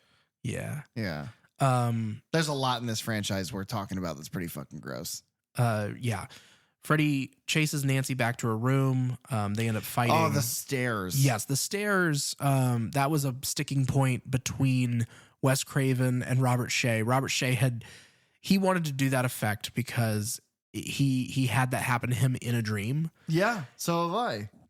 And so basically, you know, as she's running up, they become like putty or there are different things that people say that it was made out of oatmeal or pancake batter or like mushroom soup. It seems like marshmallow fluff. That's what it looks like to me, is like marshmallow fluff. Because it sticks in those like very marshmallowy strands. Yeah. But yeah, I love that scene so fucking much. Yeah. It's because I've had that exact nightmare. But they end up back up in her room and they tussle, and eventually the alarm wakes both Nancy and Glenn up. Oh my God, Nancy is so mad. Yeah. She like is screaming at him like, you knew I was in danger and you fucking fell asleep. And he's just like, I'm sorry, I was tired. But then they end up running to the police precinct to check on Rod. And this is where, you know, he is now discovered to have appeared to have hanged himself with his sheets. Yeah. We attend Rod's funeral. And yeah, that's weird. It's kind of an odd. The priest says something like, even those that go in darkness like deserve love. And like basically the preacher is saying like, oh yeah, he's a fucking murderer, but at least he can rest in peace now. Yeah. And then like people who we have to assume then are Rod's parents, like the dad keeps like snapping his head around at John Saxon's character as if he had something to do with it, or you know, because he's Nancy's father, or I don't know. And this leads us to the Katja Institute for Sleep Disorders, where Nancy's mother, Marge, takes Nancy to basically, I don't know, try and figure out what's going on with her. Why will she not sleep? Why is she refusing to sleep? She's having these terrible nightmares. You know, what's going on? So they hook her up to all these different sensors and machines. It's like an EEG machine. Yeah. This scene pisses me off really bad. Really bad. She falls asleep. Yes. Once again is confronted by Freddy. Freddy attacks her. Freddy cuts her in the arm, and Freddy cuts her in the arm, and she manages to take his hat off of him and then wakes up screaming in the bed, but they watch from a window her thrash around, get attacked, and then cut where there is nothing to cut her. And then she lifts up the blankets and she pulls the fucking hat out and she goes, well, explain that. And everyone's like, oh, you have a sleep disorder. And it's like, no, motherfuckers, you just witnessed a miracle. You witnessed witches. You know, that's a Suspiria reference. Yeah. It's I'm not talking to you. I'm talking to them. Oh. But it is wild that in the face of something like that, no one cares. And it's like, yeah, there are certain movie franchises where that is expected. But this, it's like, well, you took her to a scientist. Right. The scientist should be like, oh my God, what the fuck just happened? And then, yeah, more things should have come from that. A lot it was more. just like, I don't know. Just, tell her to stop drinking coffee and just go to bed. Yeah. This bitch just needs to go to sleep. It's like, don't call my daughter a bitch. And the doctor's like, well, tell your daughter not to be a bitch. And it's like, God damn. I think this is an interesting scene because we don't see the dream. We're seeing it from the outside for the first time. Yeah. Where much in the same way, I guess, that Rod was experiencing it the first time with Tina, but it's like that, like you said, they're watching through a window into her room, and it's like they're watching her daughter just go from being peacefully sleeping to screaming to bleeding and awake. And there's no explanation for this, but you don't treat it like what it is. Well, the good news is that so immediately after this, we get 2 scenes back to back. And this is where I start to like the mother character, like the mother actress. The character is abysmal. Right. But it's like the actress does a very good job. She info dumps. Yes. There was a man named Fred Krueger. He did, allegedly he did some bad stuff. And then they burned him alive in his boiler room. So the main thing here is that Fred Krueger, what's interesting, I guess, is what it reveals about this little town, which isn't named, I believe, in this movie, and it's not. What do you mean? It's this takes place in Westboro, man. Elm Street is in Westboro. No, well, I mean, every town has an Elm Street. Yeah, and Westboro does, and that's where this is. No, it's not. They shot it all like down the block. I mean, technically, yes, they did. Yeah, I know. And also, much like in Halloween, that takes place in Haddonfield, Illinois, but you see palm trees. This takes place in Springwood, Ohio, where you also see palm trees through several scenes in this film. Yeah, it's like, so we kind of live in the borderline of 3 like cities. And so, you go one direction, you're in one city, one direction, and it's like just a couple miles. That's the same thing. This is like the tri-county line, or like the tri-state line, right, between California, Ohio, and Illinois. Oh, right. Yeah. I forget that. Yeah. And then Jersey, where Jason's hanging out. Right. Under the water. Yeah. Crystal Lake, and they're all connected. Yeah. But what were we talking about? But I truly am lost. Yeah. So what it reveals is that all of the families, like Nancy and her friend group, a lot of those families used to have older siblings to these kids who were killed by Freddy. Yeah. And so they, like, I think there's more detail in the novelization, or in the original script, maybe, of that explanation there. But that Nancy, I don't know if Nancy had an older sibling, but some of her friends did, who was then murdered. And then they've kept all of that secret from all of the kids that we are now in the movie with. Yeah. Because I guess it happened either before they were born or when they were, like when Nancy was young enough that she doesn't have memories of a sibling. Even Nancy's father is culpable to some degree as a cop, which is surprising to find out.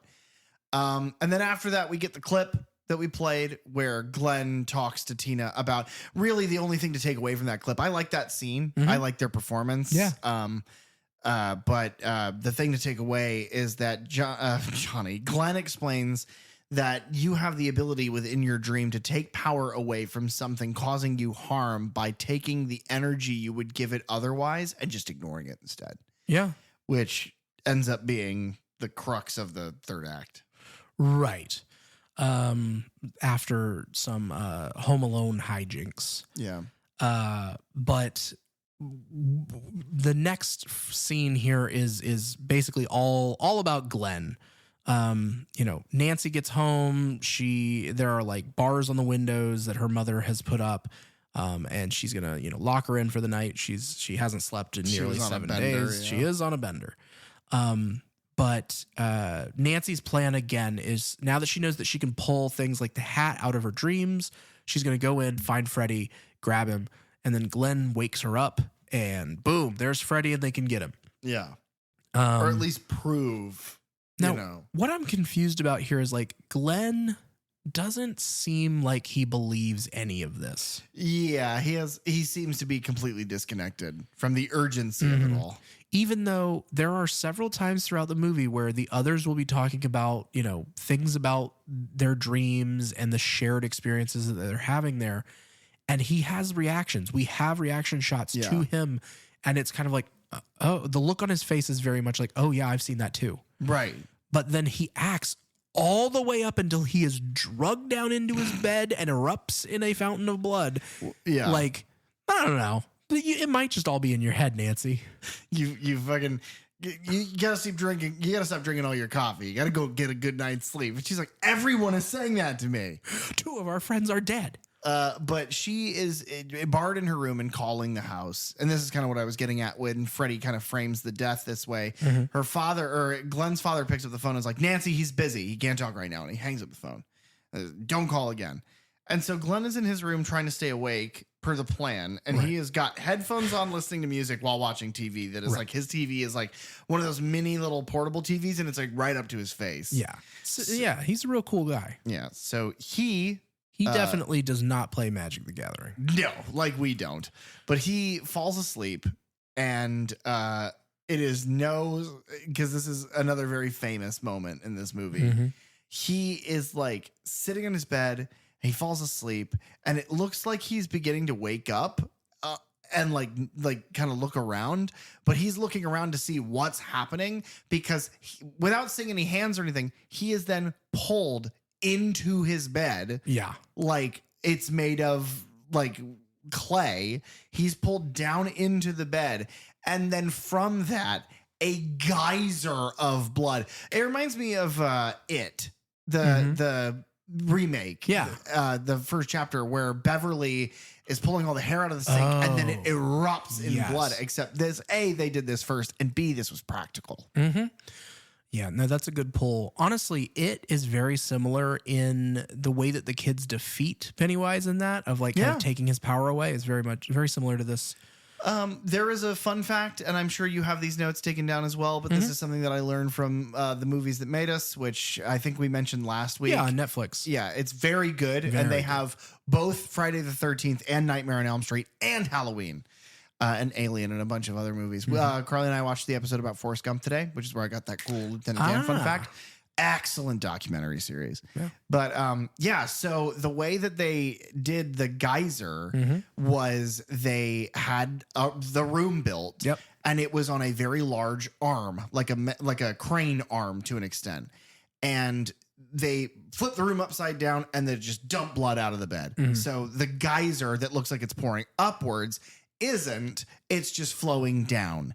The problem is that there was so much blood for this that they needed it to kind of like be fed. Like they couldn't use a certain amount and do that.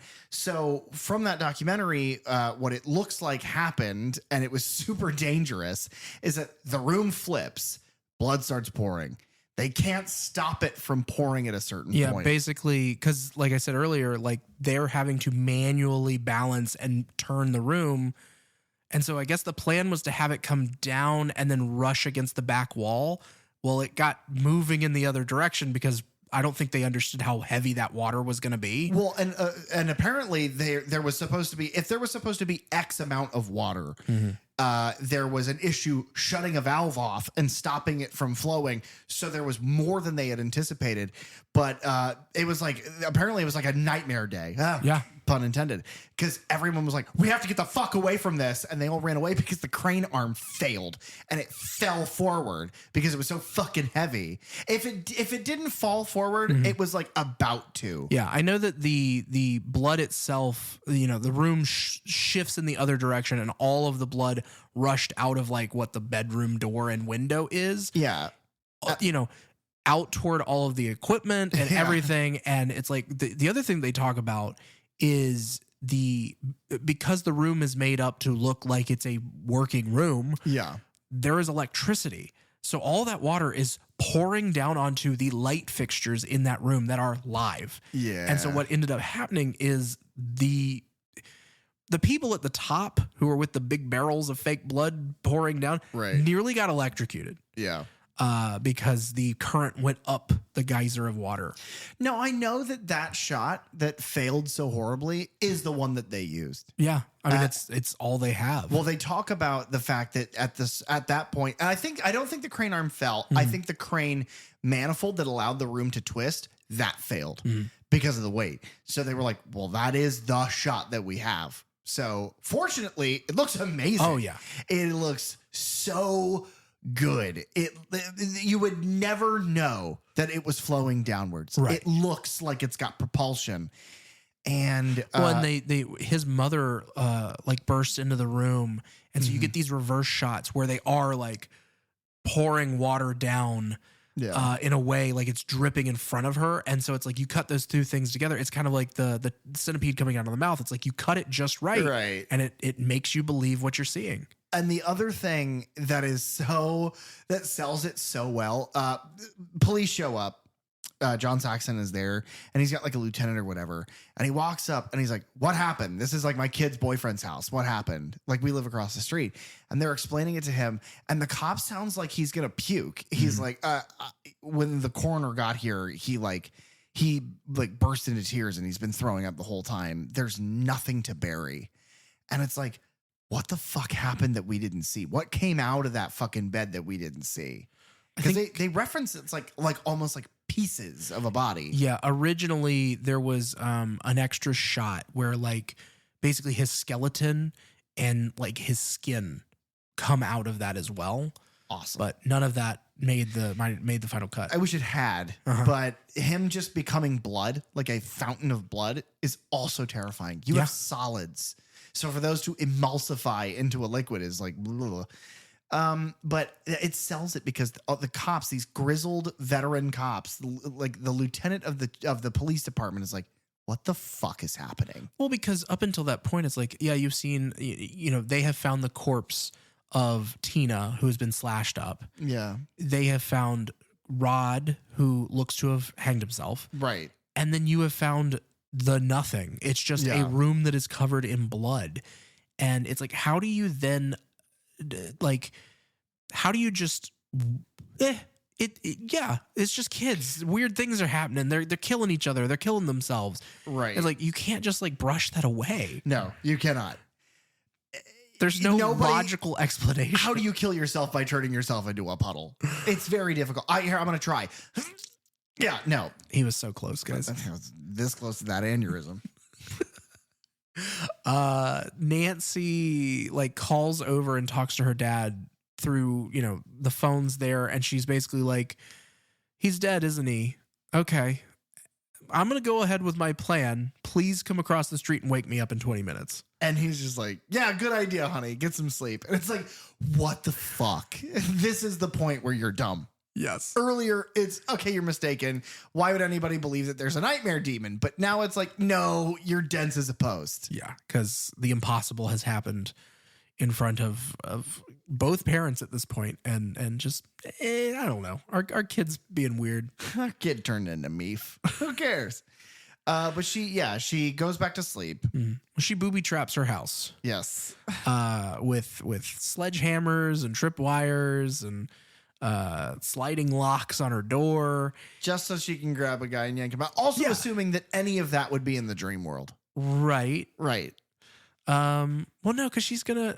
I guess the point is to pull him out and then attack him in the real world. So then, why would you do any of that? Your dad's a cop. Get a gun. Because he's not believing her. Okay. He's over there. I don't know, with a mop. Yeah, a bucket and a mop, as they say, for that wet ass Johnny. Yeah, but Jesus, we got there. That's got to be our soundbite for the week. Yeah. We get to the point where she has re-entered the dream. She's fallen back to sleep after Macaulay Culkin up her house, and pretty successfully grabs him. Yeah, I like again the dream logic of this. Of like she goes down into her cellar, and his glove that the mother had shown her that she had kept from whenever they burned Fred Krueger alive is gone. And then she like goes over to the corner of the cellar and moves a piece. And then there's another staircase that goes down into like a deeper cellar. Right. And then there's a third like spiral staircase that then leads down into Freddy's boiler room. Right. But it's like, yeah, okay. You have dreams like that where Sure. like we'll be in like my dream will take place in this house, but then half of the house is like my parents' house, the house that I grew up in. Or But like there's no explanation. Like in my brain, I'm just like, yeah, that makes sense. or like you're in the house and then you open the door to leave the house, and as soon as you leave, you're in Disney World. Yeah. And it's like, yeah, I was going there. It makes sense that I'm there. And so I love that. Yeah. And she ends up down there. She finds like basically things from everyone. She finds Rod's switchblade. She finds Tina's crucifix, and she finds Glenn's headphones that are bloody. Yeah. And it all just seems like Freddy is toying with her. Yeah, of course. But he eventually pops out, and even though they were like down deeper into the boiler room, kind of like Freddy's bedroom, if you will. And then whenever he pops out and they run, then they're back up on the catwalk with the spiral staircase. And she leaps off of the spiral staircase and then lands outside of her own home. Right. And she's like looking around, trying to find Freddy. And then he like, kind of like what you were talking about with the bushes earlier, she like whips around, and then he's physically holding like two limbs with a bunch of like leaves on it. And he's like covering himself with it. And then he just whips them away and reveals himself. It's this strange little shot. Because it's a strange shot if you look at it from the lens of like, oh, they tried to do something and failed. But I don't think that. I think that Robert Englund's like, here, give me those. I'm going to do something. And they're just like, fucking roll on it. Like, let him do whatever. Let the man cook at this point. Let him cook those kids. And cook he does. He does. They tussle on the ground, and she wakes up. And again, it's kind of like the blanket on Tina back into her bed scene where they're fighting over the trellis, the lattice that's outside. Right. And then whenever she wakes up, there's a brief moment where you see it on her. Like the lattice is like on her with the little like roses or whatever. And then as the camera pulls back, it's gone, and she's just alone in the bed. Yeah. And, you know, I'm sure that was just somebody just off camera pulling it out of frame very quickly, but you get this quick little flash of it. Which you may not notice that on your first watch of it, but it does make What your brain does. Yeah, it makes it seem very much like waking from sleep. And for a brief moment, she thinks, maybe they were right. Maybe I have just imagined all this. Yeah. And then Freddy just like pops up from behind the bed. I was under here the whole time. Like, I like all your stuff under your bed. Like, why were you down there? You know why. He's a allegedly. Allegedly. And then Jackie Earle Haley. That's a creep. For sure. For sure. On God. So unexpected. And cool. Thanks. We're cool. And then, yeah, this is where Home Alone happens. Yeah. Which she is one away from smacking him with a mallet. Yeah, I mean he gets hit right there in the tum-tum with that sledgehammer. He does. But great physical performance from Robert, because he's just like, oh, yeah. like selling every hit. Yeah, and like she's gone. The coolest thing is like she takes a light bulb whenever she's setting up these traps, and she like chisels like a hole in it and then fills that with like gunpowder and then screws it back into a lamp and then leaves it on like a tripwire. So whenever he comes in, it turns the lamp on and then it blows up, you know, behind him. Yeah. He gets cooked. But it eventually leads down into the cellar where she has a thing of gasoline that she douses him with. And then you get this incredible fire stunt. The only thing about the fire stunt that everybody talks about is the fact that Freddy gets stung by many bees and he blows up and he gets really big, because the guy who did the fire stunt was a bigger man who had to wear a Freddy costume on top of his bigger body. So it goes from being like thin little tiny Robert Englund to a big man. Yeah. Very on fire. but it's still an amazing scene. Yeah, it an is. amazing stunt to have. It's all shot in one take. Several cameras used, obviously, just because you're only going to get one shot at this. But at the time, it was the most elaborate fire scene that had ever been filmed. Huh. The stuntman's name was Anthony Ciceri, I believe. Originally, he's only, because he starts in the corner of the room, and he's only supposed to run around to the foot of the stairs and then fall down, and they were going to put him out. And instead, because he is, he's a stuntman, he wanted to make it the best that it was. He chases Nancy all the way up the stairs. She slams the door. He tumbles then back down the stairs, gets back up, and attempts to go back up before falling on the ground, and they put him out. And, they're all freaking out because he wasn't supposed to go that long. And whenever they finally got all the fire out and he looks up and he's just like, well, how'd that look? Was it cool? That's awesome. But he apparently won best stunt of the year for that scene. I don't know where those awards are because obviously we're 2025 and we still don't have a Academy Award for stunts, but that is on the way. I hope so. I guess to kind of get through the weirdness of all of this, very basically. Yeah. After that, there are flaming footprints that lead through the house, and because her dad and the other cop are there, and they follow Nancy up the fiery stairs to the mom's bedroom, and Freddy is on top of her, still on fire, but Nancy is the only one who seems to be able to see him, and then her dad puts but I guess he sees that. The mom is on fire because then he does throw a blanket over her to put out the flames. But whenever he pulls it away, the bed has now become like a tomb. Yeah. And it's dry ice is in there because it's all foggy.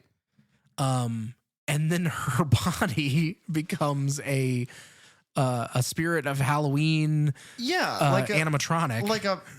You press the button and it jiggles as it lowers into the hole because it becomes like a grave. Yeah. And you and I were talking about the fact that they were, real homes. And it's like real homes with real furniture. They shot in these real locations. And it's like, was that their bed? Those guys could be so upset. Yeah. It is truly everything that happens at the end of this movie that revolves around the mother is bizarre. Yes, and it's the thing that takes me out of the movie the most. And John Saxon is like, oh, okay, well, I guess you weren't what do we do now? And Nancy's like, I don't fucking know. Mom's gone, and I love this movie. This right there, it falls apart because it's like John Saxon has seen either you're correct and he doesn't see Freddy. I think he sees him. Well, and because it's confusing because he seems to then witness the mother sink into the bed and then the bed solidifies. Right. And he I think he's the one that reaches out and touches it. And he's like, I don't know. And he's speechless. Yeah. And then they don't resolve that. No. It's just oh, okay. And they're like, hey, yeah, we still got some fire down here. And so he leaves the room. He's like, Nancy, you okay, right? That wasn't some fucked up shit we just saw. You good, girl? That's not more trauma than any one person could ever put in their fucking noggin without, turning into a watery puddle. Right. And it's and then it just kind of immediately moves to the ending. Well, because the door slowly swings closed behind her. And Freddy rises up out of the bed. Right. Which is an amazing, look. I love him under the blankets and, his face is almost bloody. It's... Right. You could see it through the sheet itself. Oh, we missed the point, and I'm not going to go through the scene, but it is a good practical effect. At one point, Freddy is taunting her when she is in the dream, and he is tapping on the glass in the jail, and he is wearing Tina's face, her severed face. He wears it like a it's not at the jail. It's whenever they make it back. It's right as she's running up the marshmallow stairs. He burst through the little window on the door, and he's wearing Tina's face. Okay, that's why I thought it was the jail because it's the little window. Yeah, but it's such a good shot. Yeah, it's so fucking great. Really messed up. But yeah, he rises up behind her, and then she basically is she does the thing like Glenn said of you turn your back, you take away all the energy you ever gave him, and she more or less is just like, I guess she's figured out that this whole thing was a dream in some way. Yeah. Because we are meant to, and she is meant to at that point. The whole point was she went into the dream and pulled him out. So she thinks she's in the real world, but I guess she's not. Unclear. Yeah. But either way, Freddy like lunges for her one last time and disappears. And then she opens the door and steps out onto her, kind of the example you gave, like you leave your front door or you leave the bedroom door and she's on the front step and her mother is alive and it's daytime and everyone's clothed very brightly. Now, the version that we watched, because there are several endings that were shot for this movie. Yeah, there's probably 4 or 5 different endings that were shot. Right. But the one that we saw, it's the ending of the movie. Yeah. Everything else is an alternative cut. Yeah. And very, very briefly, she goes outside, speaks to her mom. Her mom delivers the bombshell line of, you know what? I'm not going to drink anymore. I just don't feel like it. And there's nothing prompting that. She just says it. And immediately it's like, oh, this is a dream. Like she's still dreaming. Because it's like, that's the kind of dream shit that you can expect. Is like, oh, and I'm going to stop. I'm going to become the president. I'm going to be a dinosaur. It's whatever, And so she's like, oh, okay, cool, great. And she's like, go hang out with your friends, honey. And then the red Corvette pulls up, or the red convertible pulls up. And Glenn and Tina and Rod are all in there ready to go bebopping around. Yeah. So they go, she goes and gets in the car. And then we cut back to reaction shots of the mother like 5 times. And she's just like waving and like looks all dumb and smiley. And then the convertible top comes over the car and it is striped like Freddy. And all of the latches go off. And then all the kids are like, what the fuck? And Glenn's like, I'm not doing this. And then the camera pans back to the 1, 2, and as they go driving, they go driving down the street. Mom is just waving. And we pan over to our bookend of the little girl's jump rope doing the rhyme. And then I'm not making a second of this up. Then what happens next is the door of the house, the window becomes like a plastic trap door. And the mother is standing there. And then from the plastic trap door, an arm in the striped sweater and Freddy's glove reaches out over like her chest, like her front, grabbing her. And then it is obviously a cut to her. She is now, and it is obviously a blow up doll. It is not, there's nothing else that it could be. That is obviously a blow up doll because it's like the way it's shaped, the way it reacts. And he pulls it into the home through that little door window. Right. And then the door, like the plastic little panel, shuts behind him. And that is how the movie ends. Yeah. Now, one thing I will say is that this conversation that we've just had is going to repeat itself. Because a lot of these movies, specifically these movies in this franchise, are great beginnings, great performances, great weird niche stories that they didn't know how to end. So a lot of these movies have bizarre and not thought out well endings. And if their ending is good, you can guarantee it gets retconned immediately and it's not actually good. Yeah. And this, we touched on this off the top, but there are multiple endings. Wes Craven wanted a more ambiguous, kind of happy ending of like, they made it out and, they drive away and maybe the whole thing was a dream. Yeah. But kind of leave it open-ended like that of like, well, what was real and what wasn't? Right. You and I had a conversation where I said, I think the way to end it perfectly is the mother waves goodbye. They get in the car. Don't do the shock top of the Freddy, whatever. And just have the car drive away and then slowly pan to the girls playing jump rope, doing the nursery rhyme. I think that would be the perfect ending to this movie. Fade to black, credits, would have been great. Ow, yeah. But instead, Robert Shea was like, no. We got to have like a big scare at the end. We got to have a big twist ending. We got to have Jason burst out of the lake. Exactly. Because he was really hoping this thing would be successful. And hey, we could start a franchise. We could do a whole bunch of these. Freddy can build our house. Yeah. Yeah. Yeah. And so we get the ending that we do. And there are variations, like if you get it on DVD or Blu-ray, most of those have like 3 different endings that you can watch. They're all like very subtle changes for what they are. Like the audio's not mastered, and it's like really hard to like. It's really choppy, but like you can visualize a better ending because the blow up doll one is just not it. It's not where the money's at. Well, that's why they didn't have any money, right? What are we supposed to build a real like dummy? A real doll? How are we supposed to? Oh my God, the budget's gone with one real doll. Do you recommend A Nightmare on Elm Street? I do. I do too.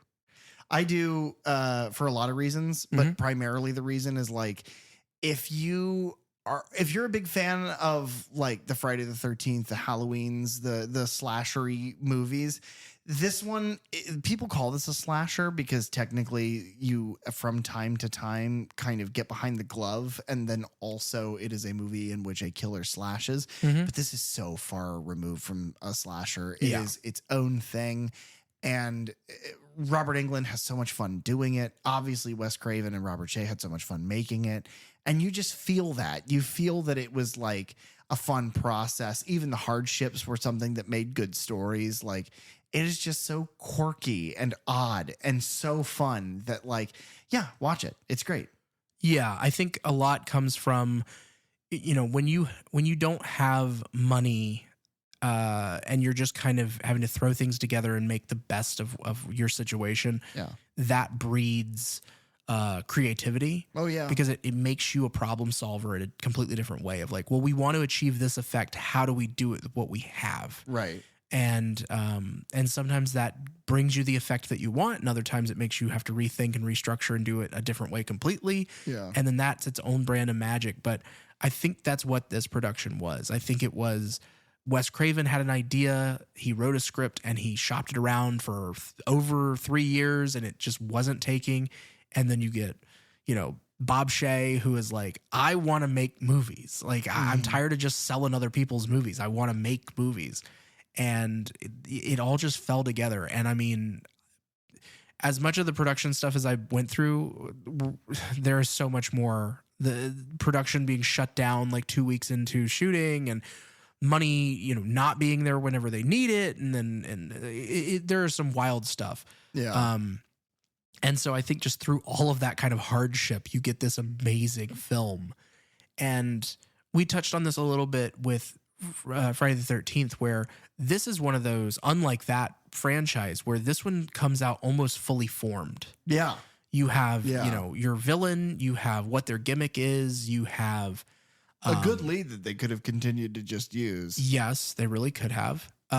You have, what the rules of this universe are. Like enough to get it along, yeah. Right, because they kind of change going forward, and we'll kind of go over the differences throughout the franchise. Really the changes score, in the next one. The score is there and is amazing. We haven't touched on the music in this discussion at all, but just phenomenal. And so that's what sets this one apart from Friday the 13th and a little closer to, what Halloween was. Yeah. I just think it did it changes the genre enough while still borrowing the basics that it needed to from, the Halloween franchise and the Friday the 13th franchises and things like that had come before it. So I just think this is a really important film for the genre. Yeah. And I think Freddy is just an incredible character.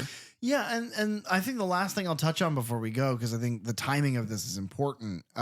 Obviously, our release schedule puts, I think Nightmare 2 will be in July, towards the middle end of July. So what I will say is that a lot of people consider, especially because the director claims to be clueless and the writer is like, yeah, no, this is what I intended. And the lead actor of Nightmare 2 has confirmed his emotional stake in this. But Nightmare on Elm Street 2 is very much looked at as a gay film, a gay coming of age film. And the lead actor was not openly gay yet, but is now. And, there's a lot of that. And when you look at it through that lens, it's fairly clear that that's what the writer intended. So we will not be able to talk about an important kind of pivotal moment in that sort of film history during Pride Month. Right. So to that end, happy Pride, everybody. Thanks for tuning into the Third Channel podcast. Please, if you have the time, rate, review, and subscribe on Apple Podcasts, Spotify, or any of your favorite podcast apps. You can follow us on social media at Third Channel Podcast, and you can find me online at thatdrosenberg. You can also reach out to us at thirdchannelpodcast@gmail.com, where we check every message, we swear. Third Channel is hosted by PJ Minette And Derek Rosenberg. Theme song and audio engineering by Fly Guy Ty. the logo designed by Bell DeVelco. Episode artwork by Nathan Walkington. Keep it tuned right here to the Third Channel for all things horror. And remember, don't touch that dial.